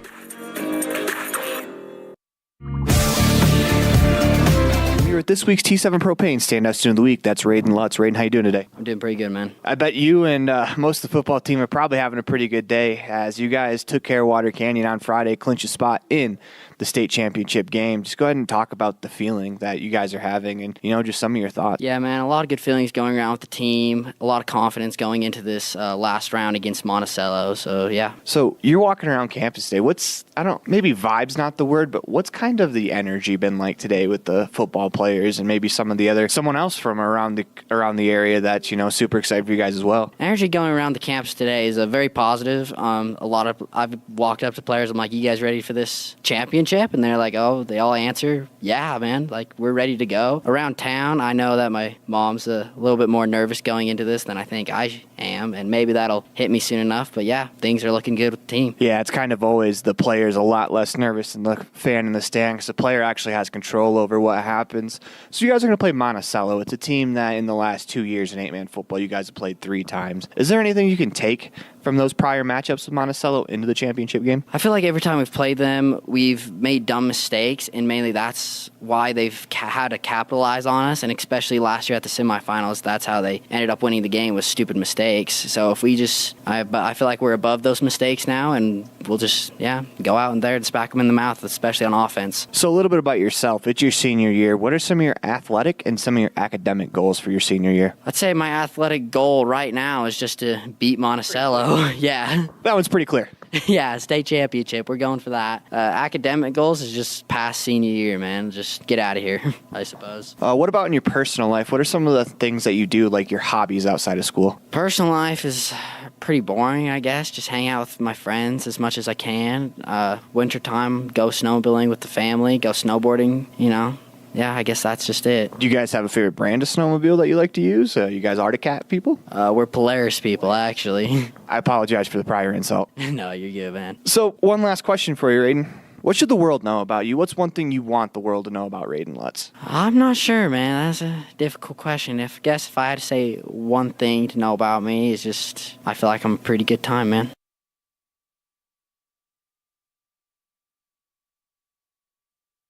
Welcome back inside the Les Schwab Plains Tires broadcast booth. We want to thank Raiden Lutz for being a part of the T7 Propane Standout Student of the Week interview on the Hometown Drive-In halftime show. When we come back, we will have some first half highlights for you, as well as we'll meet the Rich Rebels varsity football team for the final time this year as you're watching the 2023 Rich Rebels varsity football team online at mylocalradio.com, as well as listening in 98.3 KDQ. If you've never heard a mechanic say they truly care, then you've been at the wrong place. Stacy's Repair in Woodruff is a family-owned and operated business open since 1992. Offering all types of maintenance and repair services, you can be sure your vehicle is operating at its best. Whether your vehicle is older or the newest model, gas or diesel, we fix and maintain them all. Also offering chip repair, windshield replacement, and tires. When your vehicle needs a mechanic, bring it to the ones who truly care. Stacy's Repair in Woodruff. Established in 1872, Woodruff, Utah has a long history of good neighbors helping each other succeed. Woodruff was built with hard work, integrity, and a sense of community that can be felt every time you visit. We have always celebrated all students in academics and extracurricular activities, and we cheer on our Rich Rebels. Woodruff, Utah, a great place to live.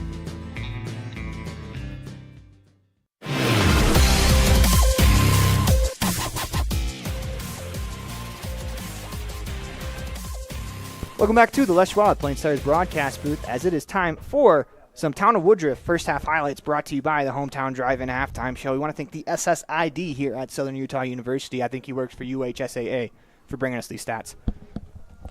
Well, the Rebels took Monacello took the opening kick, and after a 15-play drive, turned it over on downs, and the Rebels took just 2 plays, a 78-yard touchdown pass from Carter Hoffman to Jaden Desch, which put the Rebels up 6-0. A 2-point conversion from Carter Hoffman makes it 8-0 with 5:17 to go in the first quarter. Monticello has their second possession. Again, an 8-possession drive. This one hurt by a 5-yard motion penalty that pushed them back on 4th and 1, and they turned it over on downs again. Rich this time, a 7-play drive with a touchdown pass, 26-yard touchdown pass to Jaden Desch from Carter Hoffman, makes it 14-0 at halftime, or at that point. Monticello then takes over on their own 32, and McDonald takes it in from 10 yards out to make the score 14-6. The 2-point conversion was no good. Rich takes over on the next possession, and a 6-yard run from Carter Hoffman And the extra point, the PAT by Jaden Desch, makes it 21-6. Monticello has, again, another time when they are inside the red zone and turn it over on downs, and Rich runs out on the clock. A couple stats for you, Aaron, that stand out to me. Total offense, 197 yards for the Buckaroos, 218 for the Rebels, which is pretty much a wash. But penalties, 5 for 53 yards on the Rebels. They're going to have to clean that up in the second half. Net rushing yards, 154 for the Buckaroos, 92 for Rich. And time of possession, you talked about it. The Buckaroos have had the ball 17 minutes, the Rebels 7. So obviously time of possession with those long drives, but turnover on downs has been what has kept the score the way it is. Fourth down conversions, we talked about it earlier in the pregame show. The Buckaroos are 0 of 3 on fourth down conversions. Rebels 2 of 2, including that dramatic catch by Carson Muirbrook on the 20-yard line. No turnovers yet, though the Buckaroos have put the ball on the ground twice, but been able to recover both times. And no punts in the first half, Aaron. Yeah, it's a pretty exciting half of football. I mean, if you love offense, both teams kind of marched the ball down the field pretty well. Rebels able to take advantage. We talked about the key to this game is taking advantage of your opportunities. We talked more about the Rebels, but it could have been said the same for the Buckaroos, as they've been in the red zone 3 times now. They're 1 for 3 scoring. They've been stopped on fourth down twice, including that one to end the half.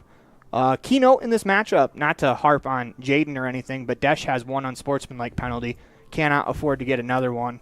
I do think he only has 2 unsportsmanlike all year, so to get 2 in one game would probably be, including the second one being today, would probably be pretty remarkable, as I think Desch is pretty even-headed. He looks like he had a good conversation with Lex Cornea, and he looked like he was right back to playing ball. I'll make one correction, Aaron. That touchdown from Monticello was from Robert Morrison from 10 yards out and not McDonald.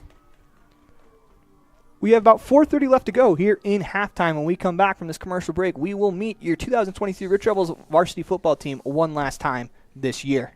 Whether you're recovering from an injury, just had surgery, or you're dealing with a chronic condition, Evanston Regional Hospital Physical Therapy will help you every step of the way to reach your goals and get back to doing what you love. In addition to the top-of-the-line facilities, we are the only physical therapy clinic in Southwest Wyoming with a full-size therapy pool and spa for aquatic-based treatment. Call today to schedule an appointment. Evanston Regional Hospital, helping you get your life back. The Hometown Drive-In has been helping families celebrate and create happy memories at beautiful Bear Lake for generations. With amazing burgers, fries, and other Hometown Drive-In favorites, the food is always delicious and everyone in the family will find something they love. Whenever you're at Bear Lake, make sure you stop. Beautiful blue water and Bear Lake raspberry shakes have been making people smile for generations. Put a smile on your face at the Hometown Drive-In, Bear Lake.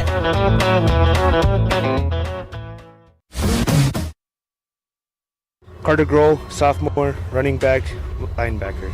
Noah Perry, senior, running back, DN. Samuel Leifson, junior, running back, cornerback. Jaden Desch, senior, receiver, and DB. Jet Holmes, sophomore, quarterback, and linebacker. Carter Hoffman, junior, linebacker, and the quarterback. Kason Johnson, senior, receiver, and cornerback. Zenick Stocking, junior, safety, wide receiver. Braden Lutz, senior, linebacker, and running back. Dylan Walsden, wide receiver, DB, sophomore. My name is Jeremy Garcia. I'm going to be a senior, and I play linebacker and running back. Antonio Maldonado, junior, outside backer, quarterback. Hudson Perry, freshman, running back, safety. Rick Weston, junior, running back and outside linebacker. Riker Hoffman, junior, strong safety and running back. Daniel Smith, junior, DB, and wide receiver. Jasper Johnson, freshman, running back, linebacker. Kel Argyle, freshman, fullback, and linebacker. Cade Nelson, sophomore, center, defensive tackle. Jason Huffaker, senior, D tackle, right guard. Jordan Johnson, junior, left guard, defensive tackle. Boston Jolly, sophomore, right guard, and defensive nose guard. Easton Eborn, sophomore, guard and tackle. Riley Goff, freshman, offensive tackle and defensive end.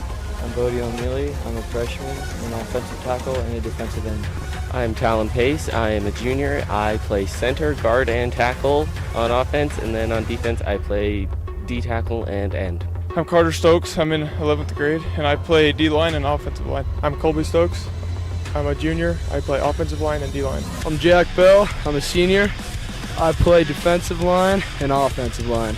I'm Bailey Weston. I'm a freshman. I play offensive line and defensive line. I'm Carson Muirbrook. I'm a senior, and I play offensive and defensive line. Aiden Weston, receiver and cornerback. I'm Jadix Chandler. I am a junior this year, and my position is right guard. My name is Wilkes Weston. I'm a freshman this year, and I play quarterback and linebacker. Jack Wakefield, sophomore, offensive defensive lineman. Paxton Nicodemus, wide receiver safety, 9th grade. Riker Kirk. I'm going to be a sophomore, and my position is a running back. Hi, my name is Connor Creo. I'm in 9th grade, and I play corner and wide receiver. My name is Taggart Stewart, and I'm in 9th grade, and I play corner and wide receiver. Welcome back to the Les Schwab Plains Tires broadcast. We want to get one more time of all of the Rich Rebels football team introducing themselves, as we had a little extra time at halftime today, as we got 1:45 left on the clock, and it looks like we are about ready to roll with the second half of the ball game. Rebels will get the ball first. I do think, Rob, if you're the Rebels, got to be ready for an onside kick just in case. Yeah, we mentioned it. They had two fake punts in the earlier matchup in August, so I wouldn't be surprised with a little bit of trickery as well. And the closer this gets to the end of the game, the more trickery I think you're going to see pulled out. We talked about during halftime between the two of us the play that the pitch was to Jet Holmes, who is the backup quarterback, and prior to that throw had been perfect, 4 for 4 for the season, and Buckaroos had everybody pretty much covered. Could have ran on that one, but he does make the passing attempt. Unfortunately, nobody was in the area, so he got called for an intentional grounding. Yeah, that's not entirely true. There's a linebacker from Monticello in the that's area, true. But that doesn't erase intentional grounding. You can't just... Luckily, though, that ball was short of the line to gain. I think that's just a learning moment from a sophomore for Jet Holmes. You got to remember last year Carter Hoffman made a couple mistakes as a sophomore. That I'm sure as a junior you'll learn and you'll clean that up, because Jet's a tremendous athlete, and he had space. The throw wasn't there. Monticello scouted that very, very well. So if they just go ahead and turn that upfield, let Jet run loose, see if he can, no pun intended, turn on the Jets, make something out of nothing, get back to the line of scrimmage. Because sometimes when those trick plays aren't there, those are the ones that go for really big losses. It's either a very positive play or a very negative play. But it's kind of been fitting. It's kind of been the way the game's gone that we're harping on that instead of anything else. Rebels on top 21-6 on the station on main scoreboard. Buckaroos hit the field. Rebels will do so soon. As it's kind of just how the first half went. There was a couple penalties. I mean, obviously the big one was that intentional grounding, but they were able to overcome them. So here comes the Rebels kick return unit. Drake Weston back deep to return, as McDonald appears no worse for wear after taking that big hit from Noah Perry at the end of the first half. He tees it up, and he'll kick it away from the 40. The Rebel sideline getting the energy to their teammates. As Weston stands on his own 2-yard line, McDonald's first kickoff was a touchback. See if he will be able to put it to the end zone here. As he approaches, boots it away. It's going to be a high, short kick that lands at the 15-yard line. Takes a bounce as Drake has to get there. Monticello had a chance. They're unable to come up with it. As the Rebels are lucky to get that ball, Kaysen Johnson dives on it. At the 19, yeah, credit Kaysen Johnson for coming back. That's almost the exact same play that the Rebels had a chance with the kickoff on the last time the Rebels kicked off. Ball was open, but unable to corral it. That would have been huge for the Buckaroos. Zach Thane nearly came away with that one. If you're the Rebels, I'd much rather see Drake Weston move up to about the 15-yard line on the kick return, just because if he moves up there, it's not real likely that they're going to be able to kick the ball over. They'll kick it over his head, and if they do, it's going to go through the end zone. It's a great kick, though, for McDonald. Same way that Desch was able to put some backspin on it and keep it alive as the Rebels come out in the big ugly formation. Get away with a false start. As they send Noah Perry in motion, Hoffman gets the snap. He's going to run to his right, but they're going to get the false start. Yeah, they're going to get a timeout. I think Coach Larson's having a little conversation with Noah Perry about how he was supposed to be in motion on that play. So when Noah went in motion, Desch also went in motion too. So the Rebels got away with the illegal motion penalty there, as they got to reset real quick. They had 2 of those motion penalties against the Buckaroos in the first matchup, and they were both costly. Hoffman lines up under center. Got 2 tight ends, one on each side of the formation. As Hoffman gets the snap.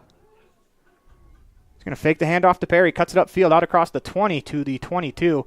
Able to pick up 4 on the play when it looked like he was going to go down in the backfield. As turning those negative plays into positives. It brings up 2nd and 7. It's only a 3-yard gain, but it could have been a 3-yard loss. Number 24, Zach Thane, with the tackle for the Buckaroos.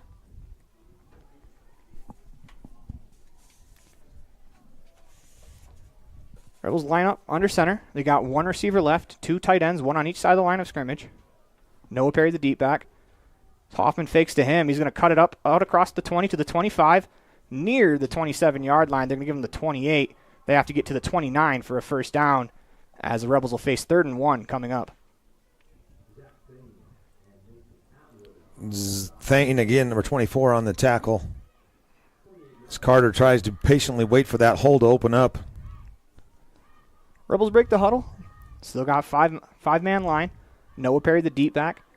As Desch is split off to the left as Hoffman drops the ball. See if he's able to get back on top of it. He's able to do so. That's big. That would have been a big turnover to start the half with 10:48 left to go. It's going to be 4th and 2 for the Rebels. See what they decide to do here. Coach Larson sends in the play with Riker, Hoffman, Jaden Desch, who is the punter, is coming off the field there. And this is 4th down conversion, huge again. Watch out maybe for a hard count. Hoffman under center. Gets the snap, hands to Perry up the middle, navigates his way out across the 30. That's a huge conversion for Noah Perry. Senior comes up big right there as he skated his way through that line of scrimmage. Not a very big hole, but big enough for Perry to convert. Make the Rebels 4 of 4 on 3rd down conversion. Interesting note, as Talon Pace came off the field. He's the center for the Rebels. I believe. That was Talon that came off, but the Rebels are in the gun. 5-man line. Hoffman gets the snap. He's going to run the opposite way, away from where the play was. He's going to get swallowed up as the Rebels were blocking that one to the right. Carter went to the left, and he's going to get back to the line of scrimmage. No gain on the play, 2nd and 10. Looks like Talon's going to come right back in, Aaron, but you're right. That may not seem like a big deal, but when you're in a shotgun formation and you're getting a snap from a different center, that's easy opportunity for a little bit of difficulty. Rebels bring in some substitutions, see what they decide to do here. It looks like they're going to the traditional 3-man line. Split 2 receivers left, 1 to the right. Hoffman in the gun. He has Perry to his left as he motions him over. Hoffman gets the snap. He's going to run it up the gut. Makes a cut at the 45 out across the 35 to the 40, as that'll bring up 3rd down and about 2 for the Rebels coming up as he's tackled at the Rebel 40-yard line. And you can credit McDonald on that tackle. Brings up 3rd and 2 for the Rebels. See what they decide to do here. If you're going to go for it on your own 25-yard line, you're probably going for it here closer to midfield. With 8:53 left to go in the 3rd quarter, Rebels on top, 21-6 on the Station on Main scoreboard. Hoffman in the gun, Perry next to him. He's got 2 receivers left, 1 to the right.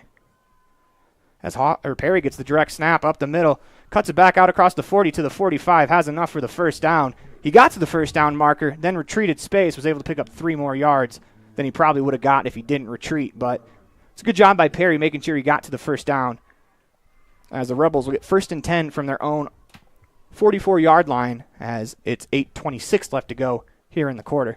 In the 3rd quarter. Rebels still on top, 21-6 on the Station on Main scoreboard. Rebels break the huddle, 2 receivers right, 1 to the left. They got Desch one-on-one as Hoffman's in the gun. Perry's to his right. Hoffman gets a snap, looking to throw. Steps up, fires, has Desch caught inside Monacello territory at the 35 to about the 33-yard line. Rebels will pick it up 1st and 10 as Jaden Desch has 3 receptions and he's over 100 yards. Trying to catch a number, looks like number 13. That's Carter Rogers on the coverage on that one. Caught him as Desch went across the field, caught him by the ankles to keep him from getting more yardage on the reception. Desch one-on-one with Rogers is probably something the Rebels like, as they have 2 receivers right, 2 receivers left, as Hoffman's going to run up the middle, cuts out about the 40, picks up about 4 on the play. That'll bring up 2nd down and 6 as the Rebels continue with 14 lead there. Get behind your big running back in Noah Perry and let him take you to the promised land with 7:30 left to go here in the 3rd quarter. 21-6 on the Station on Main scoreboard. We saw Monticello in the opening drive of the game, Aaron, take 15 plays down the field and eat a lot of clock. Well, the Rebels are doing the same. This will be the 10th play of this opening drive of the second half. Rebels will go empty set. 2 receivers left, 2 receivers right. As Hoffman in the gun, gets the snap, looking to throw, steps up, fires, has Desch out there as Desch goes up and nearly makes a tremendous acrobatic catch. That's going to fall incomplete at the Monticello 20-yard line. Credit Carter Rogers for breaking that one up. That'll bring up 3rd down and 6. Got to imagine 4 yards to get 2 plays to get 6 yards. Good battle between Rogers and Desch on that one. Rebels break the huddle. 2 receivers left, 1 to the right. Drake Weston in the backfield next to Hoffman. He's on Hoffman's left. Gets the snap. He's going to run left. It's the option. They pitch it to Weston as he cuts upfield to the 40. He'll be lucky to get back to the line of scrimmage. That's going to bring up a 4th down. And we'll see what the Rebels decide to do here. It's going to be 4th and 7.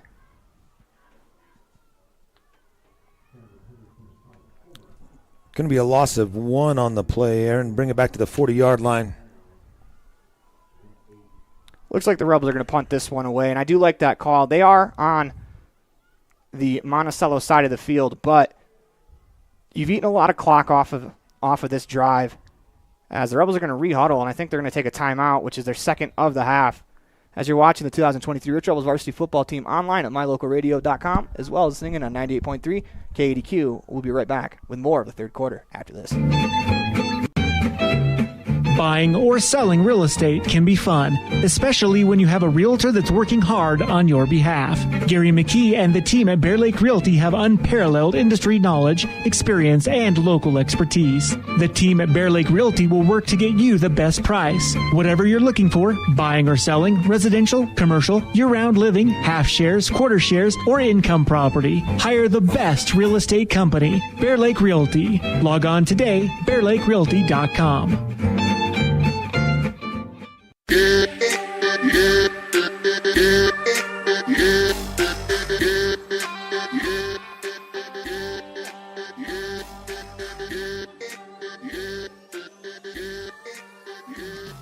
Welcome back to the Les Schwab Plains Tires broadcast booth. It's time for the Gare Bear Fan Cam, brought to you by broker Gary McKee and Bear Lake Realty. Of course, we don't have the video coverage of this game, but when you need a realtor, whether you're in buying or selling in Bear Lake, hire the best, Gary McKee and Bear Lake Realty. As the Rebels are going for it, Hoffman in the gun. He's got 2 receivers each way. Hoffman gets the snap, rolls, looking to run it upfield, makes a man miss at the 40, is able to stay on his feet as he's wrapped up, taken down, as Carter Hoffman unable to make anything out of that as he had to bounce off a couple of tackles, turnover on downs. Buckaroos will get the ball 21-6 with 6:04 left to go in the 3rd quarter. That's 6 minutes off the clock for the Rebels offense in that drive. Best field position for the Buckaroos to start on their own 43. If you're the Rebels, be ready for a little bit of trickery or maybe a shot here, as the Buckaroos probably drew something up for their first play after half. Lineup in the gun. They got a receiver split each way, 2 backs in the backfield. So it looks like it's Black and Morrison. McDonald gets a snap. He hands the Black around the left side, has some room out across the 50 to the 45 to the 40 before he runs out of bounds. Good big gain on the first play of the possession for the Buckaroos. That'll bring up 1st and 10. Ball in Rebels territory at the Rebel 40. Same formation. They got a back each way. Receiver split out. Gets the snap. They're going to hand him Morrison. He cuts upfield, and he is tripped up on the play. Great tackle there by Drake Weston. It looked like he was on the ground, reached up, grabbed him, gained a 3 on the play. Yep, just grabbed his ankles.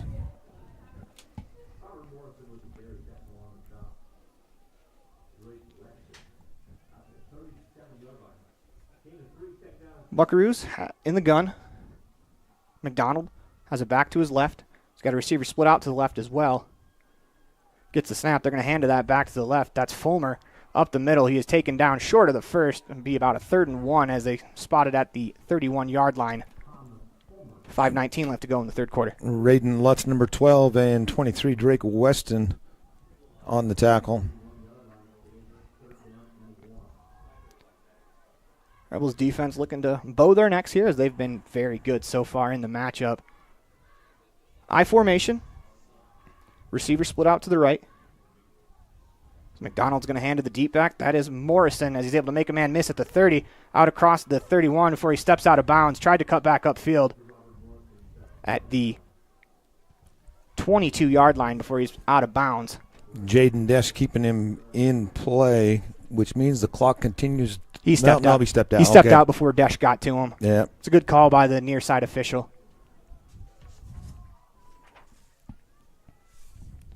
Buckaroos have Black and Morrison in the backfield as McDonald has a receiver left, receiver right in the gun.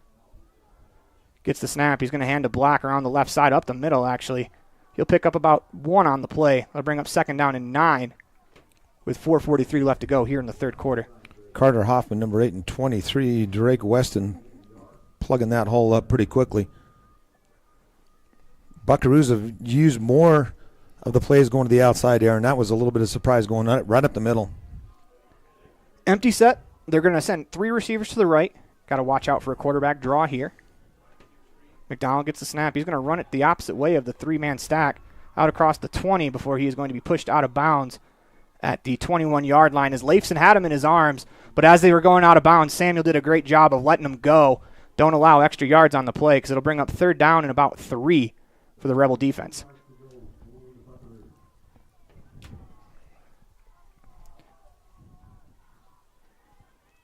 The rare time the Buckaroos actually huddle up. As Robert Morrison is standing on the near sideline, had to run all the way to the huddle on the far hash. So they'll break the huddle, 2 receivers, or excuse me, 1 receiver to each side, 1 back to the each side of McDonald. Fulmer on the right, Morrison on the left. As they nearly get the Rebels to jump, but the entire Rebels defensive line is about 1.5 yards off the line of scrimmage. They jumped, but they still didn't cross the neutral zone. As we are going to get a timeout called by the Buckaroos, and we're going to take one as well as you're watching the 2023 Rich Rebels varsity football team online at mylocalradio.com, as well as listening in on 98.3 KDQ. Rich School District has a legendary history of student success in the classroom and in other areas. Over 70% of Rich High students are involved in extracurricular activities. Participation in the classroom, on the field, in the gym, or on the stage helps students reach their potential. Working together with students, the community, and an amazing staff, we have the opportunity to build tomorrow's leaders. Rich School District, focusing on success, one student at a time.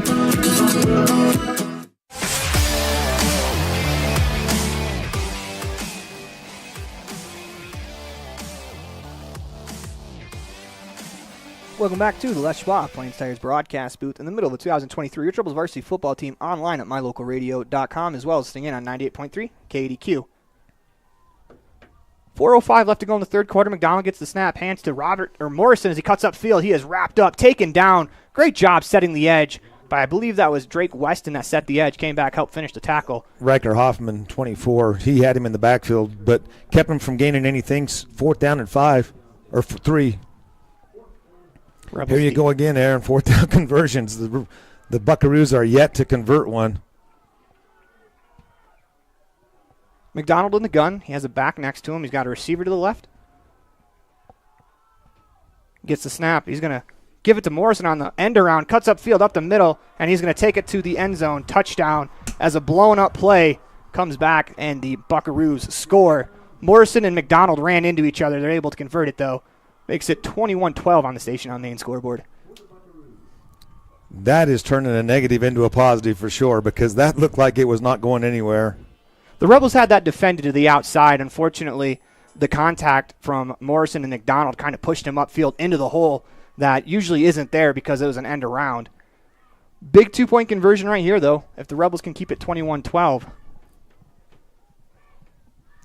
Buckaroos trying to pull within 7. McDonald in the gun, gets the snap. He's going to roll right, looking to throw as he's being chased on the move. Fires back across the middle. Overthrows his receiver, but Carter Rogers was standing right there.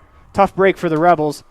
21-14 on the station on main scoreboard. As we're going to take a break. You're watching the 2023 Rich Rebels varsity football team online at mylocalradio.com, as well as singing on 98.3 KDQ. Rich School District has a legendary history of student success in the classroom and in other areas. Over 70% of Rich High students are involved in extracurricular activities. Participation in the classroom, on the field, in the gym, or on the stage helps students reach their potential. Working together with students, the community, and an amazing staff, we have the opportunity to build tomorrow's leaders. Rich School District, focusing on success, one student at a time.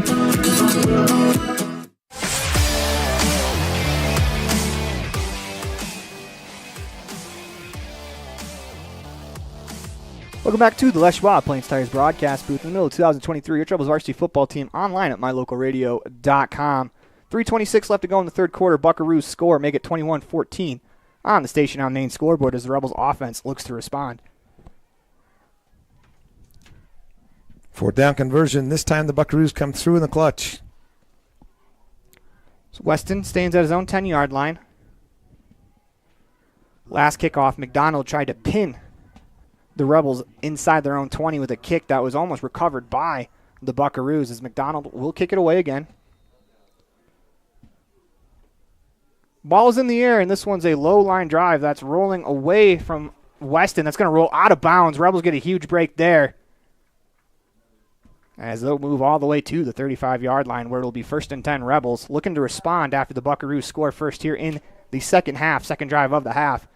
First drive was pretty good. Unfortunately, they couldn't score, but they ran 6 minutes off the clock. I think this one you got to punch it in. Yeah, that two-point conversion keeps it a one-score game, Aaron. If it would have been unsuccessful, you would have still had a two-score lead. Rebels will start 1st and 10 on their own 35 as they come out with 2 tight ends, 1 on each side, 5 linemen out there. Hoffman gets the snap, runs up the middle out across the 35 before he's stopped after a gain of none on the play. Brings up 2nd down and 10 coming up. Thomas Fulmer on the tackle and Mason Atwood, number 52, senior. Haven't called his name very much, but he was definitely key in the first matchup in the start of the season. Rebels break the huddle. They send a receiver to the left. 2 tight ends, 1 on each side of the line of scrimmage. Noah Perry in the backfield. As they get the snap, they're going to run right behind Noah out across the 45 to about the 40, maybe the 46, as they do give him the 46. Gain of 6 on the play, brings up 3rd and 4. It's a great job by Carter bringing up 3rd and much more manageable.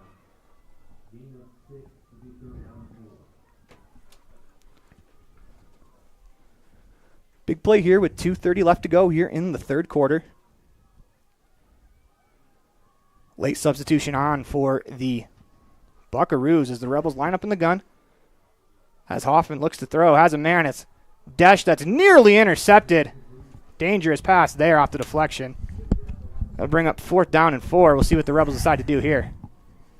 Yeah, they went for it on 4th and 7 earlier, Aaron, when they were on. Looks like Desch is lining up for a punt on this one. First punt of the ball game. We talked in the pregame show, special teams will be key. Desch stands at his own 30, waiting for the snap. Gets the snap. Punt is away. It's a high one. That's going to send Carter Rogers back inside his own 20. That's going to be a touchback as Jaden Desch from his own 30 boots it into the end zone. 70-yard punt. It'll set the Buckaroos up at the 20-yard line where it'll be 1st and 10, 2:08. Big defensive drive for the Rebels here.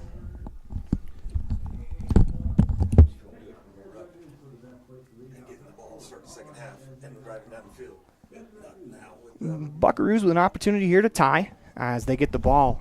1st and 10, 2:08 left to go in the third quarter.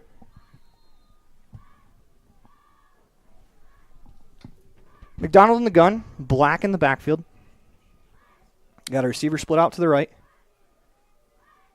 McDonald gets the snap. They're going to hand to Black. Going around the right side. He is tripped up, taken down on the play. Good tackle there. Looks by like Carter Hoffman. Yep, Carter Hoffman, number 8. Gain of maybe 2 on the play with 1:57 left to go in the third quarter. 21-14 on the Station on Main scoreboard as the Rebels Defense looking to come up big here. McDonald in the gun. He's got Morrison to his left, Fulmer to his right. Gets the snap. He's going to hand to Morrison, who cuts back, and he is taken down. Great pursuit on the backside by Carson Muirbrook. So that's a big tackle there for big number 68, bringing up 3rd and long. Another senior with his helmet on for the final time as a Rebel. 3rd and 7. Buckaroos go quickly. Receiver to each side. They have 2 backs in the backfield. McDonald in the gun. Gets the snap, looking to throw. Drops back, fires to the right side. Has a man out in the flats as he is wrapped up, and it's going to be a first down out across the 30 to the 32. Cross the receivers over there, Aaron, which definitely makes it a difficulty for the secondary to follow. Which receiver do you go with? Clock winds to a minute left to go in the 3rd quarter. Buckaroos in the gun. McDonald gets the snap. He hands to the back in the backfield. He is wrapped up and taken down as Fulmer is going to lose a pair of yards on the play. This clock winds under 40 seconds left to go in the quarter. Brings up 2nd and 12 for the Buckaroos offense. Credit Carson Muirbrook and Jaden Desch on that one. McDonald in the gun. He's got 2 backs to each side, or 1 back to each side, excuse me. A receiver to each side as well. I try the hard count. Rebels stay disciplined. The clock winds to 18 seconds left to go. 10 on the play clock as McDonald gets the snap. Quarterback lead across the right side. Cuts upfield. Makes a man miss for he's wrapped up, taken down on the play. Ball's loose. It's still loose, still on the ground. And it looks like the Rebels have come up with it.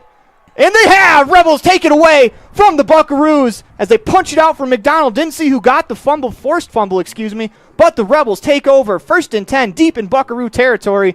As we talked about all year, Rob, the Rebels offense needing to pay off on their defense. Right now, it couldn't be bigger as we have 4 seconds left to go in the 3rd quarter. 21-14 on the Station on Main scoreboard.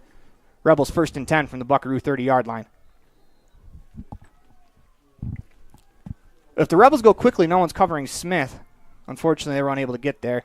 Instead, Hoffman's going to run it around the right side, out across the 30 to about the 25-yard line, where the fumble beanbag came out, but Carter Hoffman had the ball.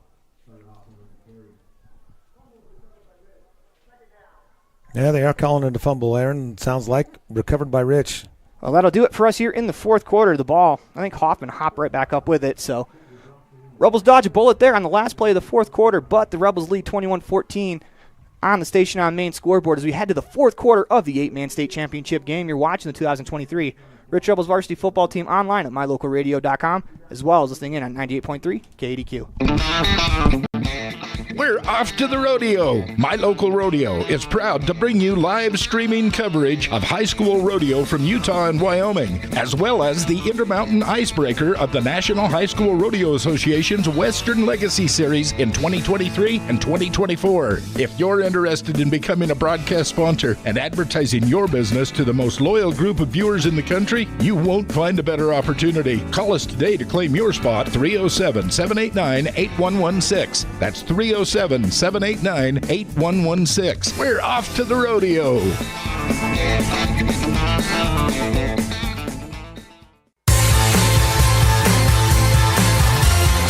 Welcome back to the Les Schwab Plains Tires broadcast booth as we move along to the 4th quarter. As we pop our live cam back up, we adjust the Station on Main scoreboard. Rebels lead 21-14. They line up in the gun, 2 receivers right, 1 to the left. Hoffman gets the snap. He's going to run up the middle, out across the 25 before he is taken down. About 3 yards short, gain of 4 on the play. Brings up 3rd down and 3. See what the Rebels draw up here, as it is the 4th quarter of the state championship game. Clock winds under 11:40 left to go. As you got to imagine, the Rebels are going to use every second of that play clock. Yeah, we can credit Noah Perry on that fumble recovery earlier, Aaron. He's the one that came away with the ball as it was popped up in the air, and several people had a shot at it. Hoffman in the gun, Perry to his right. They're going to run right behind Noah Perry to the right side. Out across the 20-yard line, good enough for a first down to about the 18 as Carter Hoffman really navigated his way through. I'll bring up 1st and 10 for the Rebels. if I was going to have to run behind somebody, I would be very happy to run behind Noah Perry. It makes a good shield. Absolutely. Final regulation quarter, of some of these seniors, or all of these seniors' careers in high school, as this is the last time they'll put on the Rebels uniform. Perry to the left of Hoffman in the gun. Receiver each way. Two receivers left, one to the right. Hoffman gets the snap. He's going to run to the right side, lowers his shoulder, and booms his way all the way out to the 15. It's a good finish to the run there from Carter Hoffman. As this is why I don't think Desch is really in trouble of getting that second unsportsmanlike penalty, as Desch ran over to number 5 on the other team, Chandler Henderson, who looked like he was getting up slowly, who was limping off the field. He should just go down. And I think the officials see that, and they're gonna call an official timeout, let him get off the field. I like that because he was struggling to get off. Brings up 2nd down and 6 as the Rebels are going to reset. As that'll reset the play clock as well, so the Rebels can just run more clock off. And they will huddle back up. Play clock's at 25 as they reset the play clock, and they're going to re-talk about it. Quickly to the line of scrimmage, though. Hoffman in the gun. He's got 2 receivers left. Perry to his right. He's got Jaden Desch one-on-one at the bottom of the screen. As Hoffman gets the snap, he's going to run as he cuts it upfield to about the 11-yard line, where it'll bring up 3rd down and about 3. Deep in Monticello territory. Got to imagine this is going to be 4-down territory on 3rd down with 4 yards to go. Clock winds to 9:19 left to go. We talked about this earlier, Aaron. This was the challenge against the Buckaroos the first time of the season. You got to come away with points on this one. Hoffman in the gun. Gets the snap. They're going to run to the right side. Cuts upfield out across the 10 to the 5. Looking to make a man miss. Reaches out to the goal line. And we're waiting on the touchdown call. Rebels. Carter Hoffman navigates his way all the way from the 11-yard line. 11-yard touchdown run. Puts the Rebels up 27-14 on the Station on Main scoreboard pending the PAT. Desch to kick. Hoffman to hold. As Noah Perry is snapping, which is good to see. Got to wait for the final official to get in his spot.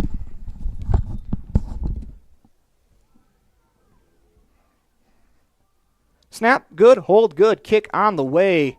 Kick is good as the Rebels go on top by 14. 28-14 on the Station on Main scoreboard.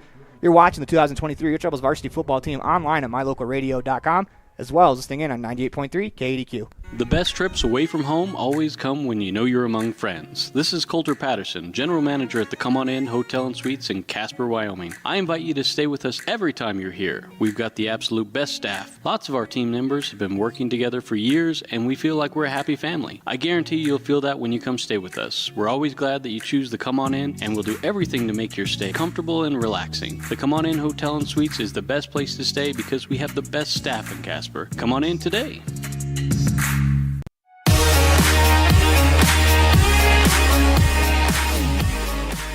Welcome back to the Les Schwab Plains Tires broadcast booth in the middle of the 2023 Rich Rebels varsity football team online at mylocalradio.com, as well as listening in on 98.3 KDQ.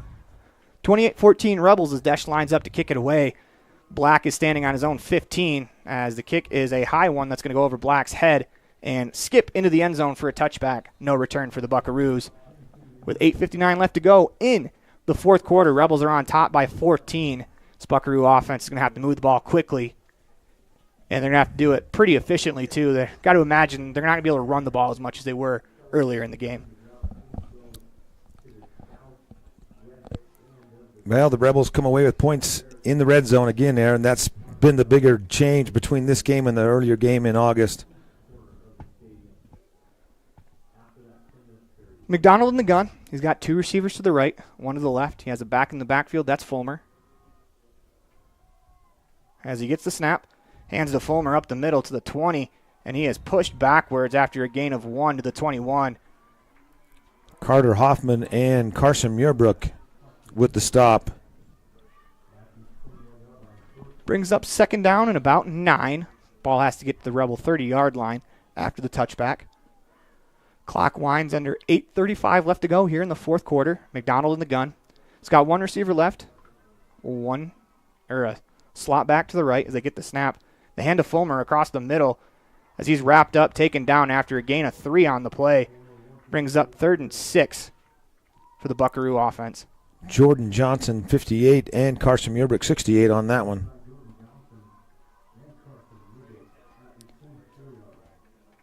Split a receiver each way. Got a back on each side of McDonald in the backfield. Fulmer to the left, Morrison to the right. They snap. They're going to throw. McDonald throws. That is deflected. Incomplete. As that'll fall in as they had a receiver at the 40-yard line. Ball was thrown a little bit behind him. Jaden Desch has got to be careful as he bumped the receiver after the play. I think he was trying to get out of the way. He was talking to the backside official. If you're Desch, you probably don't want to do that again. 4th down, Aaron. 4th down and 6 on the Monticello 24-yard line. Buckaroo's going for it. McDonald gets a snap, rolls to the left, looking to throw. Fires, that is incomplete as the Rebels defense gets the stop. Looking for the flags. No flags on the play as the Rebels will take over on the Buckaroo 24-yard line with 7:55 left to go. And Rob, you got to imagine right here, punch this one in, and you play prevent defense almost the rest of the way, as this could be the coup de grace, as they would say. Yeah, with just under 8 minutes to go, you want to eat up as much of the clock as you can. I can't imagine why you'd want to snap this ball until that play clock is down inside of 5. I would say after the first snap, because of the change of possession, the clock will not wind until the snap of the play, but we are under 8 minutes left to go here in the fourth quarter of the 8-man state championship game. 28-14 on the Station on Main scoreboard. Hoffman gets the snap, hands to the deep back. That's Riker Hoffman, who is going to be tackled for a loss on the play at the Buckaroo 25-yard line. Zach Thane, once again, a senior, number 24, with the tackle. 7:40 left to go here in the third quarter. Clock winds. See what the Rebels draw up here on 2nd and 12. After forcing a 4-and-out on that last possession, Hoffman in the gun. Got 2 tight ends, one on each side of the line of scrimmage. Noah Perry in the backfield to his right. As Hoffman gets the snap, looking to run across the right side. Cuts back. He is wrapped up, taken down. Good job there by Carter Hoffman after gaining 2. He was wrapped up, looking to stretch for some more, but a couple of Monticello Buckaroo defenders were coming looking to punch that ball out, so he just went down, declared himself down, allows the Rebels to live to fight another play with 6:57 left to go in the fourth quarter. This is field goal range for Jaden Desch. If you don't get the ball out across the 20-yard line, I would say you might as well kick the field goal, because if they miss it, ball goes to the 20 automatically. But also if he makes it, then you go up by 3 scores. Hoffman in the gun. Perry next to him. He's got 2 receivers left, one to the right. You got Desch one-on-one with McDonald on the near side of the screen, on the near side of the field. Hoffman gets the snap. He's going to run right, makes a man miss in the backfield, cuts upfield, gains about 5 to 6 yards on the play as they're going to mark him down at the 19. They'll bring up 4th down and 5.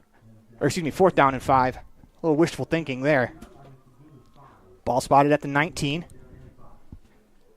See what the Rebels decide to do here. I don't see the block coming on the field. I don't either. And we mentioned it before, the uprights in college are a little bit more narrow, so it does make it a harder kick for a high school player. Not only are the uprights more narrow, the hash marks are also wider. So it's a little bit more of an extreme angle trying to hook the ball back to the goalpost. Hoffman in the gun. 3-bunch receiver formation to his left as Hoffman gets the snap, rolls that way to the left. Looking to throw, fires towards the end zone as Desch comes back for it, makes the catch at the 5-yard line before he's wrapped up, taken down by Carter Rogers as Jaden Desch is having himself quite the contest in this matchup as he picks up the first down catch at the Monticello 2-yard line with 5:38 left to go here in the fourth quarter. That clock is really winding down with the Rebels looking to go ahead 3 scores. A great throw from Carter Hoffman. He's rolling to his left, and he's got to throw back, and he was very patient to let that play develop because he could have easily taken off.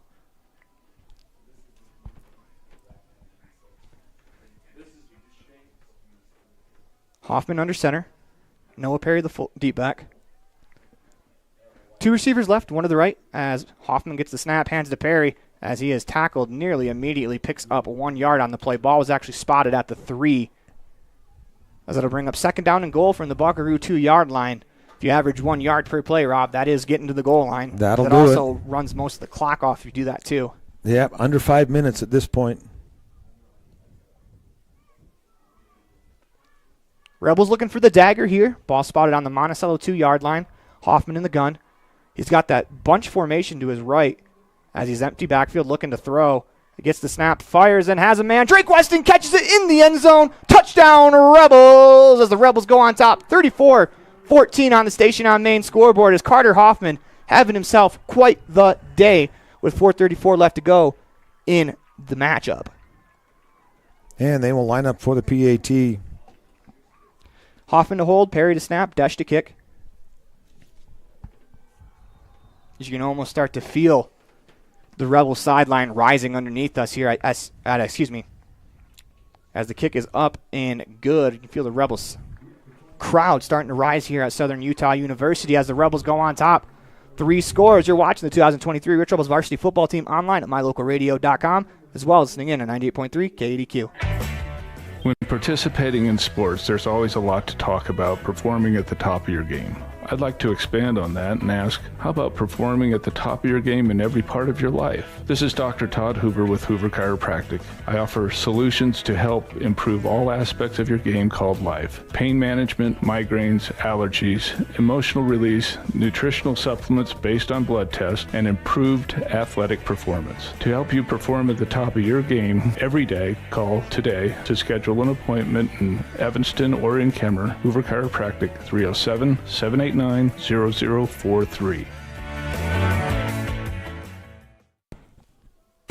Welcome back to the Les Schwab Plains Tires broadcast booth. 35-14 on the Station on Main scoreboard. 4:34 left to go in the game. Desch kicks it away. Low line drive that bounces at the 10. That Black will field at his own 3-yard line. He's going to return this one off the right side as he is wrapped up, taken down before the 20-yard line. What a play on special teams.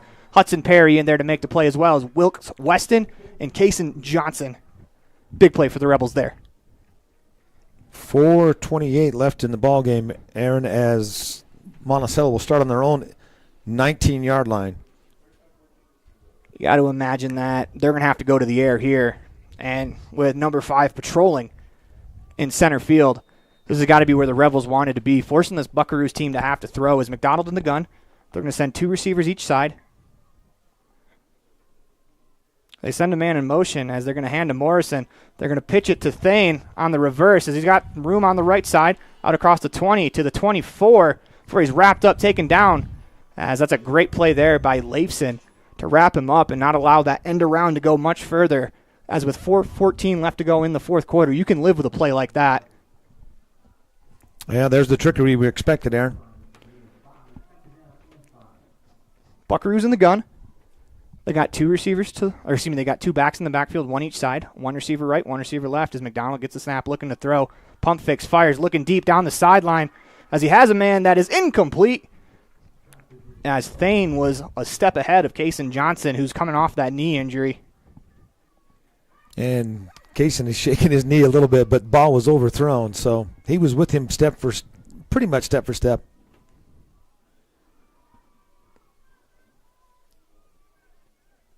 Buckaroo's wasting very little time getting back on the ball. As McDonald gets the snap, he's going to run to his right as he has some space out across the 30 to the 35 before he steps out of bounds. With 3:43 left to go in the fourth quarter, it'll be 1st and 10 Buckaroos. Rebels on top, 35-14. If you're the Rebels defense, you don't mind giving up chunk plays like that, but you want to try to tackle in bounds, though. Keep that clock running. Buckaroos have 2 timeouts still left in the ball game. McDonald in the gun. They got a receiver to the left, 1 to the right. Thomas Fulmer, the back in the backfield. He's on the left hip of the McDonald. Gets the snap. They're going to throw. Looking left. Looking right. Fires. Has Fulmer. That's deflected in the air.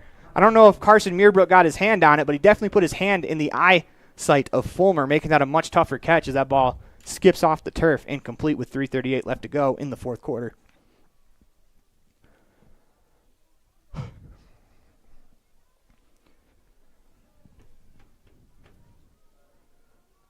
Rebels sub in. It's McDonald in the gun. He's got Fulmer to his left, 2 receivers right, 1 to the left. Fakes the handoff, looking to throw. Rolls left, stops, looking to fire.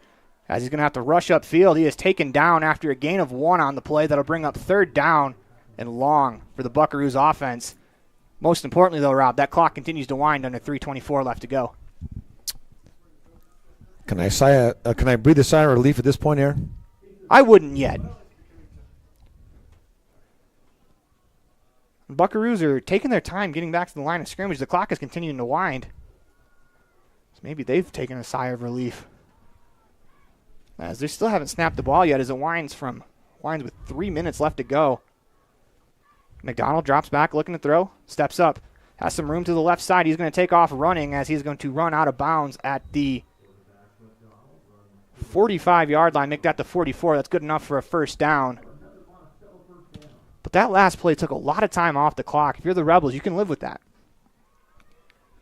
You don't get style points for winning by 3 scores. You get style points for holding the trophy up at the end of the day. And just allowing these chunk plays where the clock continues to wind, it's not the worst thing in the world for the Rebels. McDonald in the gun, 2 receivers to the right, 1 to the left. Looking to throw, drops back, has time, steps up, 1 to throw. Is going to continue to roll, looking to throw again. He's going to throw this one away. That's intentional grounding. They're going to say no, it's not actually. Got past the line of scrimmage. How you can credit the secondary with the coverage because he was looking downfield the whole time. And I am noticing there's a trophy being brought to the sideline, Aaron. Yeah, you still got 2:42 left to go. Of course, the pocket shrinks a little bit when it's 8-man football because it's the guards instead of the tackles. Therefore, it's no intentional grounding because McDonald did get himself outside of the pocket. McDonald in the gun. He's got trips to the right. They're all bunched up next to the line of scrimmage. Empty backfield. Gets the snap. Looking to throw. Fires. Has a man. That is a nice catch there by Carter Rogers, but he falls down inbounds. Rebels catch a break there.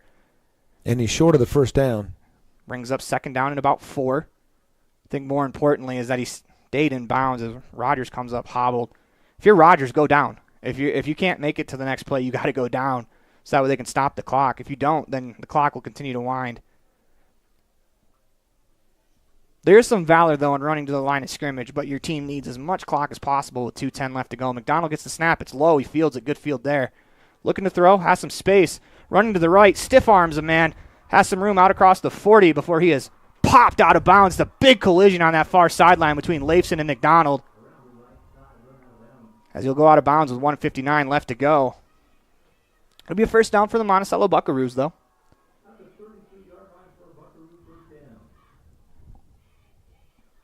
Clock stops with 1:59 left to go. Buckaroos going quickly.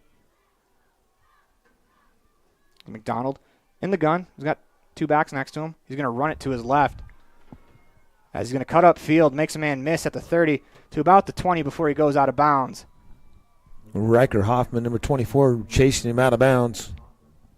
Looked like he's going to try to grab for the back of his jersey and try to pull him down that way. It's a good job not doing that. You don't want to give up any extra yardage on the play. Getting called for a horse collar. 1:51 left to go here in the 4th quarter. As the Rebels defense out on the field, it'll be 1st and 10 for the Buckaroos. Ball spotted at the Rebel 19-yard line is McDonald in the gun. They got 3 bunched up receivers right next to the line of scrimmage on the right side. As McDonald drops back, looking to throw, fires. That is caught in the flats by Rogers. He tries to get out of bounds, and he's unable to do so as the clock will continue to wind. That's a great tackle there by Raiden Lutz. Yeah, to keep him in bounds with 1:40 left to go. But I think the Buckaroos are going to use a timeout. Or the clock stop, to reset the chains. It will restart with 1:35 left to go here in the 4th quarter. McDonald under center. Fulmer and Morrison, the 2 backs in the backfield. Morrison the deep back in the I formation. Play action pass. They have Morrison wide open into the end zone for the score. Touchdown Buckaroos. But more importantly for the Rebels, that possession took 3 minutes off the clock with 1:21 left to go in the 4th quarter. It's 35-20 on the Station on Main scoreboard. As talking in the Monday meeting, Lex Cornea told his defense that the magic number is 22. If they allow more than 22 points, that is when they have lost the majority of their games. They're sitting at 20 right now. If the Buckaroos convert, they'll be at that magical 22 number. You get the snap. They pitch it to Morrison, and he is not going to get it as he just chucks it to the end zone. That'll fall incomplete. Pretty heads-up move there. Yeah, credit Colby Stokes, number 64, for wrapping him up there. I don't know if that was a designed pass from the running back, but he has a pretty good heads-up play there, trying to get the ball to the end zone. Had a man, but when you're getting spun down in a tackle, it's hard to make that throw accurately. 1:21 left to go. Got to imagine we'll have a hands team coming for the Rebels. So Buckaroos will try to onside this one. It's 35-21. Rebels on top by 15. Here in the 8-man state championship game, if they can recover this onside kick, the Buckaroos have 2 timeouts left, as the Rebels will be able to run the clock down pretty close to the end of the game. But if they pick up 1 first down on offense, it is over.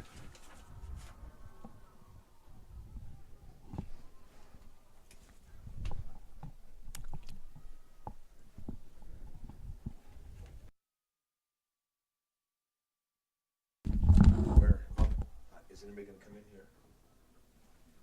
Okay. The onside kick pending. Ball spot at the 40-yard line.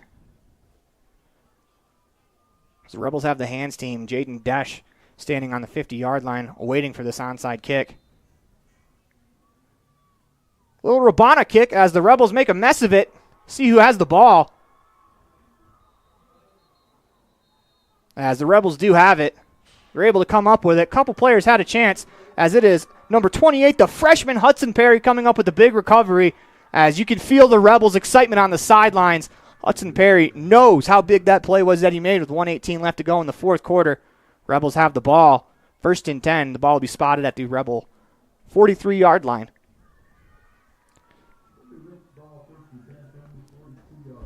Mission here for the Rebels. 1 first down. 1 first down, and you are state champs.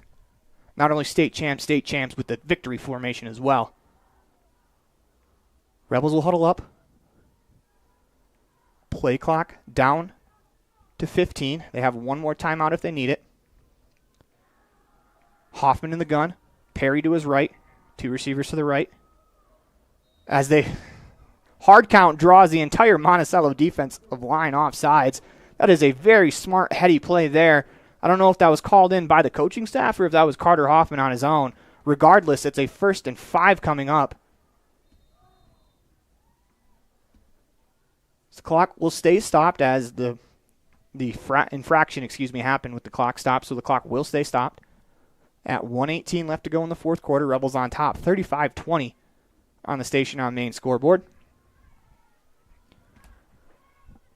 Hoffman in the gun, Perry next to him. Hoffman, they're actually going to direct snap it to Perry as he cuts across the left side. He is wrapped up, taken down for a loss of 1 on the play, bringing up 2nd down and 6.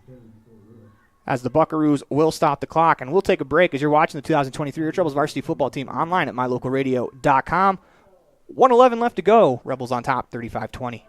The best trips away from home always come when you know you're among friends. This is Coulter Patterson, General Manager at the Come On In Hotel and Suites in Casper, Wyoming. I invite you to stay with us every time you're here. We've got the absolute best staff. Lots of our team members have been working together for years, and we feel like we're a happy family. I guarantee you'll feel that when you come stay with us. We're always glad that you choose the Come On In, and we'll do everything to make your stay comfortable and relaxing. The Come On In Hotel and Suites is the best place to stay because we have the best staff in Casper. Come on in today. Welcome back inside the West Rock Plains Tires broadcast booth in the middle of the 2023 Rich Rebels varsity football team online at mylocalradio.com as it's 2nd down and 6. So the Rebels are able to pick up a first down here. It will be game over if they're able to pick up that first down. 6 yards to go for his state title. Hoffman gets the snap. He's going to run around the right side as he is wrapped up. Taken down, and then he's hit kind of late by Atwood. Atwood didn't finish the hit, so there will be no penalty on the play. As kind of the way that Carter got tackled, it kind of looked like he was still up, as with 1:07 left to go, the Buckaroos call timeout.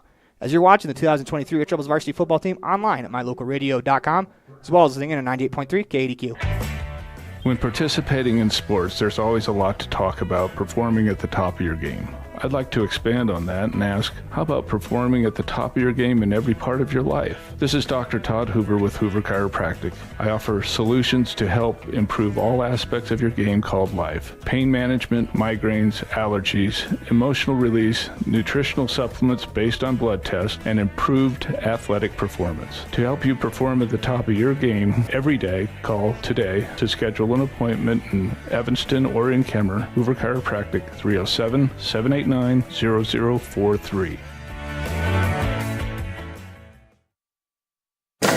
Welcome back to the Les Schwab Plains Tigers broadcast booth. In the middle of the 2023 Rich Rebels varsity football team, online at mylocalradio.com, as it is 3rd and 9. Rebels break the huddle. Hoffman in the gun. 5 offensive linemen across that front. Hoffman tries the hard count as they're going to run it to the right side. Hoffman gets to the sideline as he goes out of bounds. That's not what they wanted to do there. 1 minute, 1 second left to go in the fourth quarter. Hoffman goes out of bounds to stop that clock for the Buckaroos. Fortunately, I'm not sure it's going to be that big of an impact, so I got to imagine Desch is going to punt this one away. I think when they go back and look at this one, they're going to talk about that as Coach Tyson Larson is going to call a timeout, his final timeout of the half. No timeouts left to go in this game. As this last 2 minutes, it felt like 20 minutes, as it's going to be just me the rest of the way as Rob Leifson is on dad duty. Down on the sidelines, waiting the end of the game. He's got a camera as well, as we're going to keep it right here. Rebels on top with 1 minute, 1 second left to go. It'll be 4th down and 6. The Rebels can convert the first down here. They'll be able to kneel it down in the victory formation.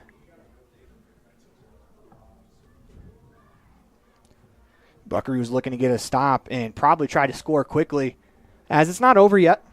They trail by 15 on the Station on Main scoreboard, as they would need an extra point and a PAT after the touchdown to tie. See what the Rebels draw up here. It's going to be 4th down and 5. Ball spotted on the Rebel 47-yard line. They have to get to the Buckaroo 48 for a first down. Hoffman in the gun. He's got Perry to his right. They're going to send Desch in motion. Get the snap, looking to throw. Drops back, fires deep downfield as Desch is there to make the catch. And the Rebels are going to walk the way here from Southern Utah University as the 8-man state champions. As Hoffman to Desch, a huge play on 4th down. Clock will wind. As it'll be victory formation coming up for the Rebels. Little story from last night. I got a fortune cookie from Mandarin, which is right next to the hotel we were staying at, the Best Western Plus. And it said my lucky number for the day was going to be number 8 and number 22. Number 8, of course, being the 8th victory of the season for the Rebels, as Noah Perry gets the snap. All seniors out on the field as he takes the knee. And that will do it, as the Rich Rebels are your 2023 8-man state champions as they as they storm the field. And congratulations to these Rebels, as Coach Tyson Larson, in his second year with the program, leads them to a state title. As the clock continues to wind, we are still at 13 left to go. But man, what a year it's been for these Rebels. That lucky number 8, not only was the number of wins the number 8, of course, the starting quarterback, Carter Hoffman, number 8, had a huge day throwing the ball. Number 5, Jaden Desch as well. As this is the 2023 Rich Rebels varsity football team, online at mylocalradio.com, as well as listening in on 98.3 KADQ. The Rebels are your 2023 8-man state champions.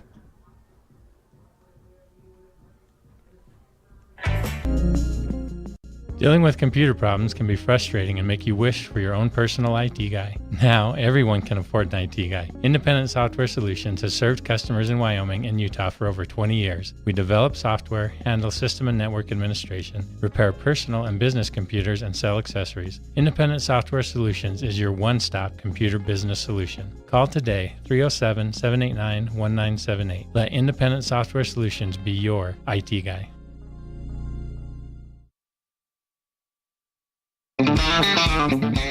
We're We're off to the rodeo. My Local Rodeo is proud to bring you live streaming coverage of high school rodeo from Utah and Wyoming, as well as the Intermountain Icebreaker of the National High School Rodeo Association's Western Legacy Series in 2023 and 2024. If you're interested in becoming a broadcast sponsor and advertising your business to the most loyal group of viewers in the country, you won't find a better opportunity. Call us today to claim your spot, 307-789-8116. That's 307-789-8116. We're off to the rodeo.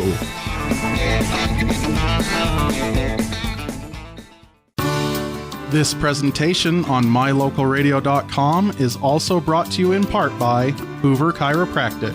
With over 3 decades of experience, Dr. Todd Hoover can help you with all the chiropractic work you need, plus x-rays, blood work, a weight loss program, and can help you get rid of allergies and migraines. Dr. Todd Hoover with Hoover Chiropractic in Evanston.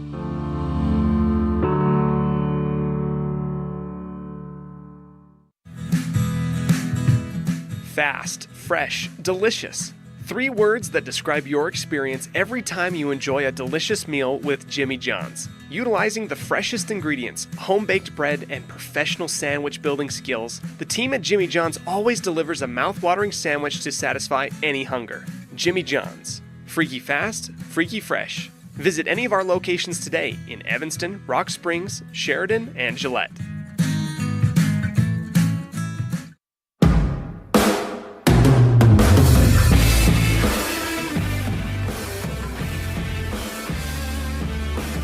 Welcome back to the the Independent Software Solutions postgame show. It's time for your Jimmy John's Freaky Fast recap as the Rebels win 35-20 on the Station on Main scoreboard, as Rob was nice enough to leave me his notes as in the second half. Rebels got the ball as they turn it over on downs. At that time, score 21-6. Buckaroos score on a 7-play drive that starts at their own at the Rebel 43. Morrison scores there 21-19 on the Station on Main scoreboard. Rebels were able to salt this one away as they've scored the next touchdown 28-14, or make that 21-14 on the Station on Main scoreboard, as the Rebels score a touchdown after recovering a fumble. Carter Hoffman scores 28-14. Rebels able to punch one in with Hoffman late in the game, as that makes the score 35-20 on the Station on Main scoreboard. Morrison with a 10-yard touchdown reception makes the score 35-30. Big play on 4th down. Rebels go to Jaden Dash from Carter Hoffman, as that's really been the big key to their success this year. As when we come back, we'll have more from the Les Schwab Plains Tires broadcast booth as you're watching the 2023 Rebels varsity football team online at mylocalradio.com, as well as listening in on 98.3 KDQ. Precision, the quality, condition, or fact of being exact and accurate. Precision is important. Scoring the next point, making the perfect shot, getting the best score. And when you think of your dentist, you want precision to be the first word that comes to mind. That's why patients are so pleased with Dr. McKay Frankum. He provides precision family dentistry at reasonable prices to every patient. Dr. McKay Frankum, call today for an appointment. Call Dr. McKay Frankum at 789-8910.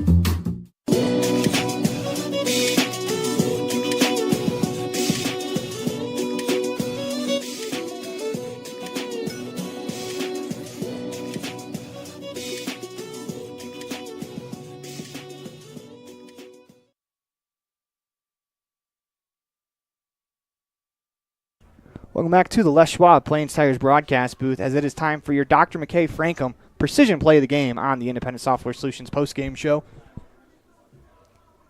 For that precision play of the game, we're going to give it to Carter Hoffman to Jaden Dash, a 78-yard touchdown pass on the second play of the game for the Rebels, kind of set the tone as the Rebels were able to put up 35. They win this one 35-20 as they are your 2023 8-man state champions. As when we come back, we'll have your Crawford Trotz player of the game on the Independent Software Solutions postgame show.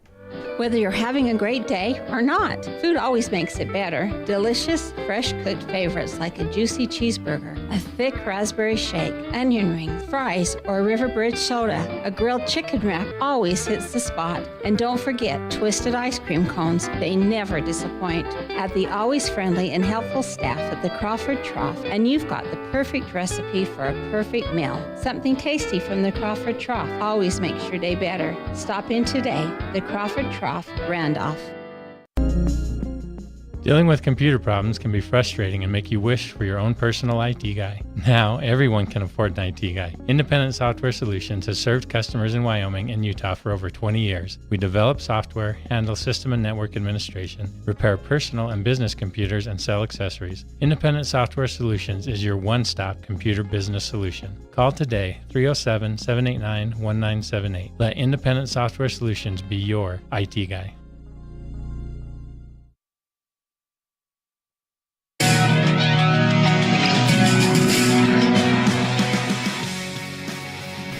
Welcome back to the Les Schwab Plains Tigers broadcast booth, as it is time for the Crawford Trough Player of the Game on the Independent Software Solutions postgame show.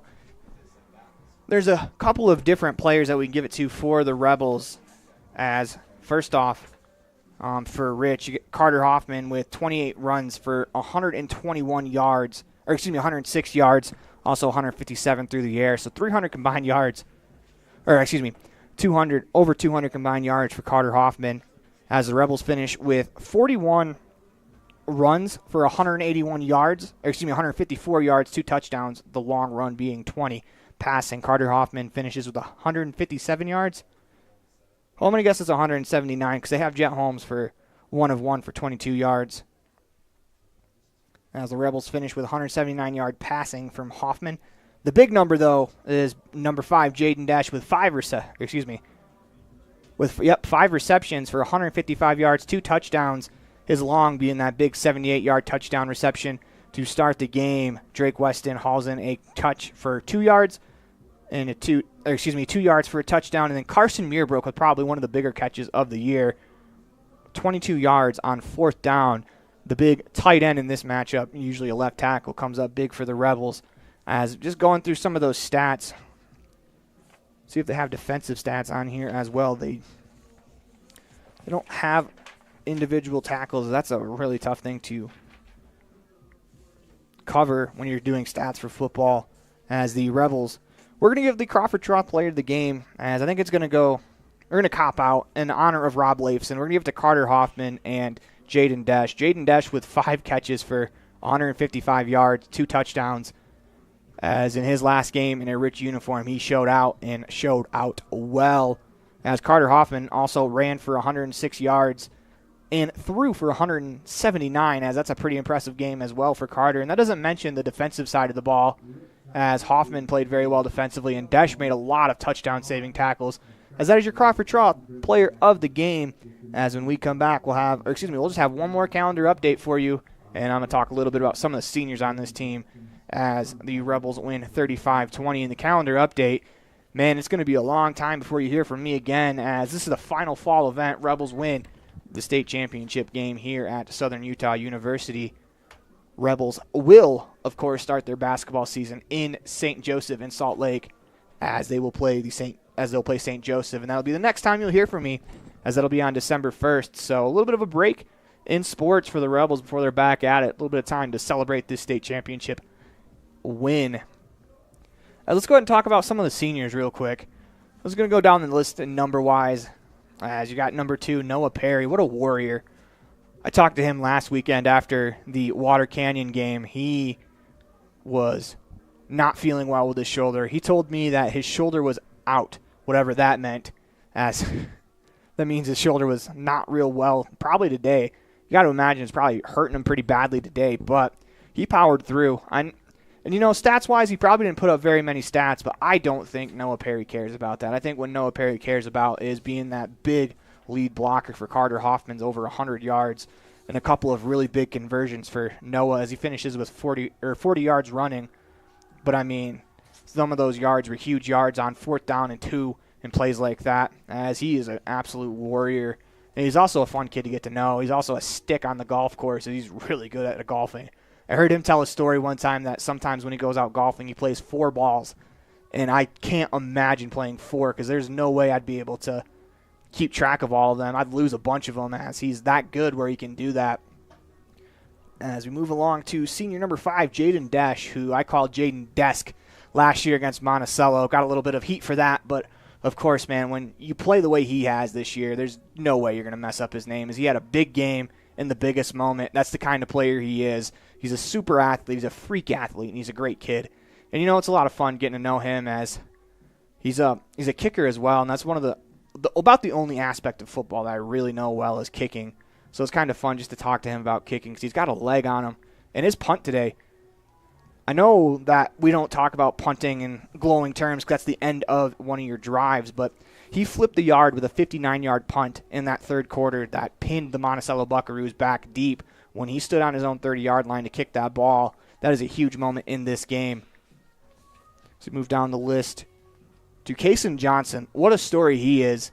I talked to him for our Standout Student of the Week interview a couple weeks ago, and just him talking about how much he wanted to get back out on the field and being back out on the field today. I think these next two seniors, as it's Kason Johnson, Raiden Lutz, both of them, same thing. They had some pretty bad injuries earlier in the season, but it was awesome to see them back out on the field, especially Raiden. Talking to Raiden, it didn't seem like he was moving very well, as he broke a couple of vertebrae in his back and was yet able to make it back for the last 2 weeks of the game. As I'm going to say, I probably use the word warrior quite a bit, and that could really describe a lot of these kids. Kason Johnson, Raiden Lutz, no different. Moving along, Jeremy Garcia has been a fun kid to get to know as well, as he goes about his business very quietly. He got hurt on the first play. I'm glad to see that he was back in. Me and Rob talked about that you're going to probably have to bury him for him to not come back, and very clearly that was the case, as he was back out on the field. Made a couple tackles late in the game as well, as Jeremy Garcia is one of those kids as a linebacker. He just flies to the ball. So much fun watching and getting to know him. Moving along to another senior. Let's go down the list. That's Kason Huffaker. Fun story about Kason Huffaker in our T7 Propane Standout Student of the Week interview. He Joe Namath me and said that we are going to win the state title when I asked him what the world should know about Kason Huffaker. And he said, I'm going to win the state title, as he came out and he won the state title. If you're going to Joe Namath to call your shot, you better not miss, as Kason Huffaker was really a big part of the offensive line all year. As the throw, I know, went to Carson Meerbrook, but they were also very comfortable throwing to Kason as well. As we move down the list, said Carson Meerbrook. What a time to probably pick up one of maybe his only career reception in the state championship game on a 4th down, a big 22-yard conversion. The most impressive thing about that is that he came back to the ball. And usually a lot of times if you don't play wide receiver, you don't know to do that. That's a great job by Carson as we continue to move along our list of senior players. As that'll do it for the list of seniors. Hopefully I didn't miss any seniors. It's been a lot of fun to get to know these kids, as they were juniors when I got here, and I got to really know them over the course of 2 years. Unfortunately, last year I got to know the kids pretty well, but there's just something about knowing a kid for multiple years and seeing their growth and just how they grow as a player. And it's been awesome to follow this team around for the last 2 years, and it'll be awesome to continue to follow this team around as we move to basketball season, as it's a group of great kids, and I'm so happy for them. They're able to come away with the state championship victory here, as they played a phenomenal game. But for one last time for the football season, you're listening to the 2023 Rich Rebels varsity football team online at mylocalradio.com, as well as listening in on 98.3 KADQ. Until basketball season, go Rebels. The proceeding has been a wholly owned production of mylocalradio.com and Cook Brothers Broadcasting, LLC. No portion of which may be used or rebroadcast without the express written consent of Cook Brothers Broadcasting, LLC. Thank you for joining us for this sports presentation on mylocalradio.com.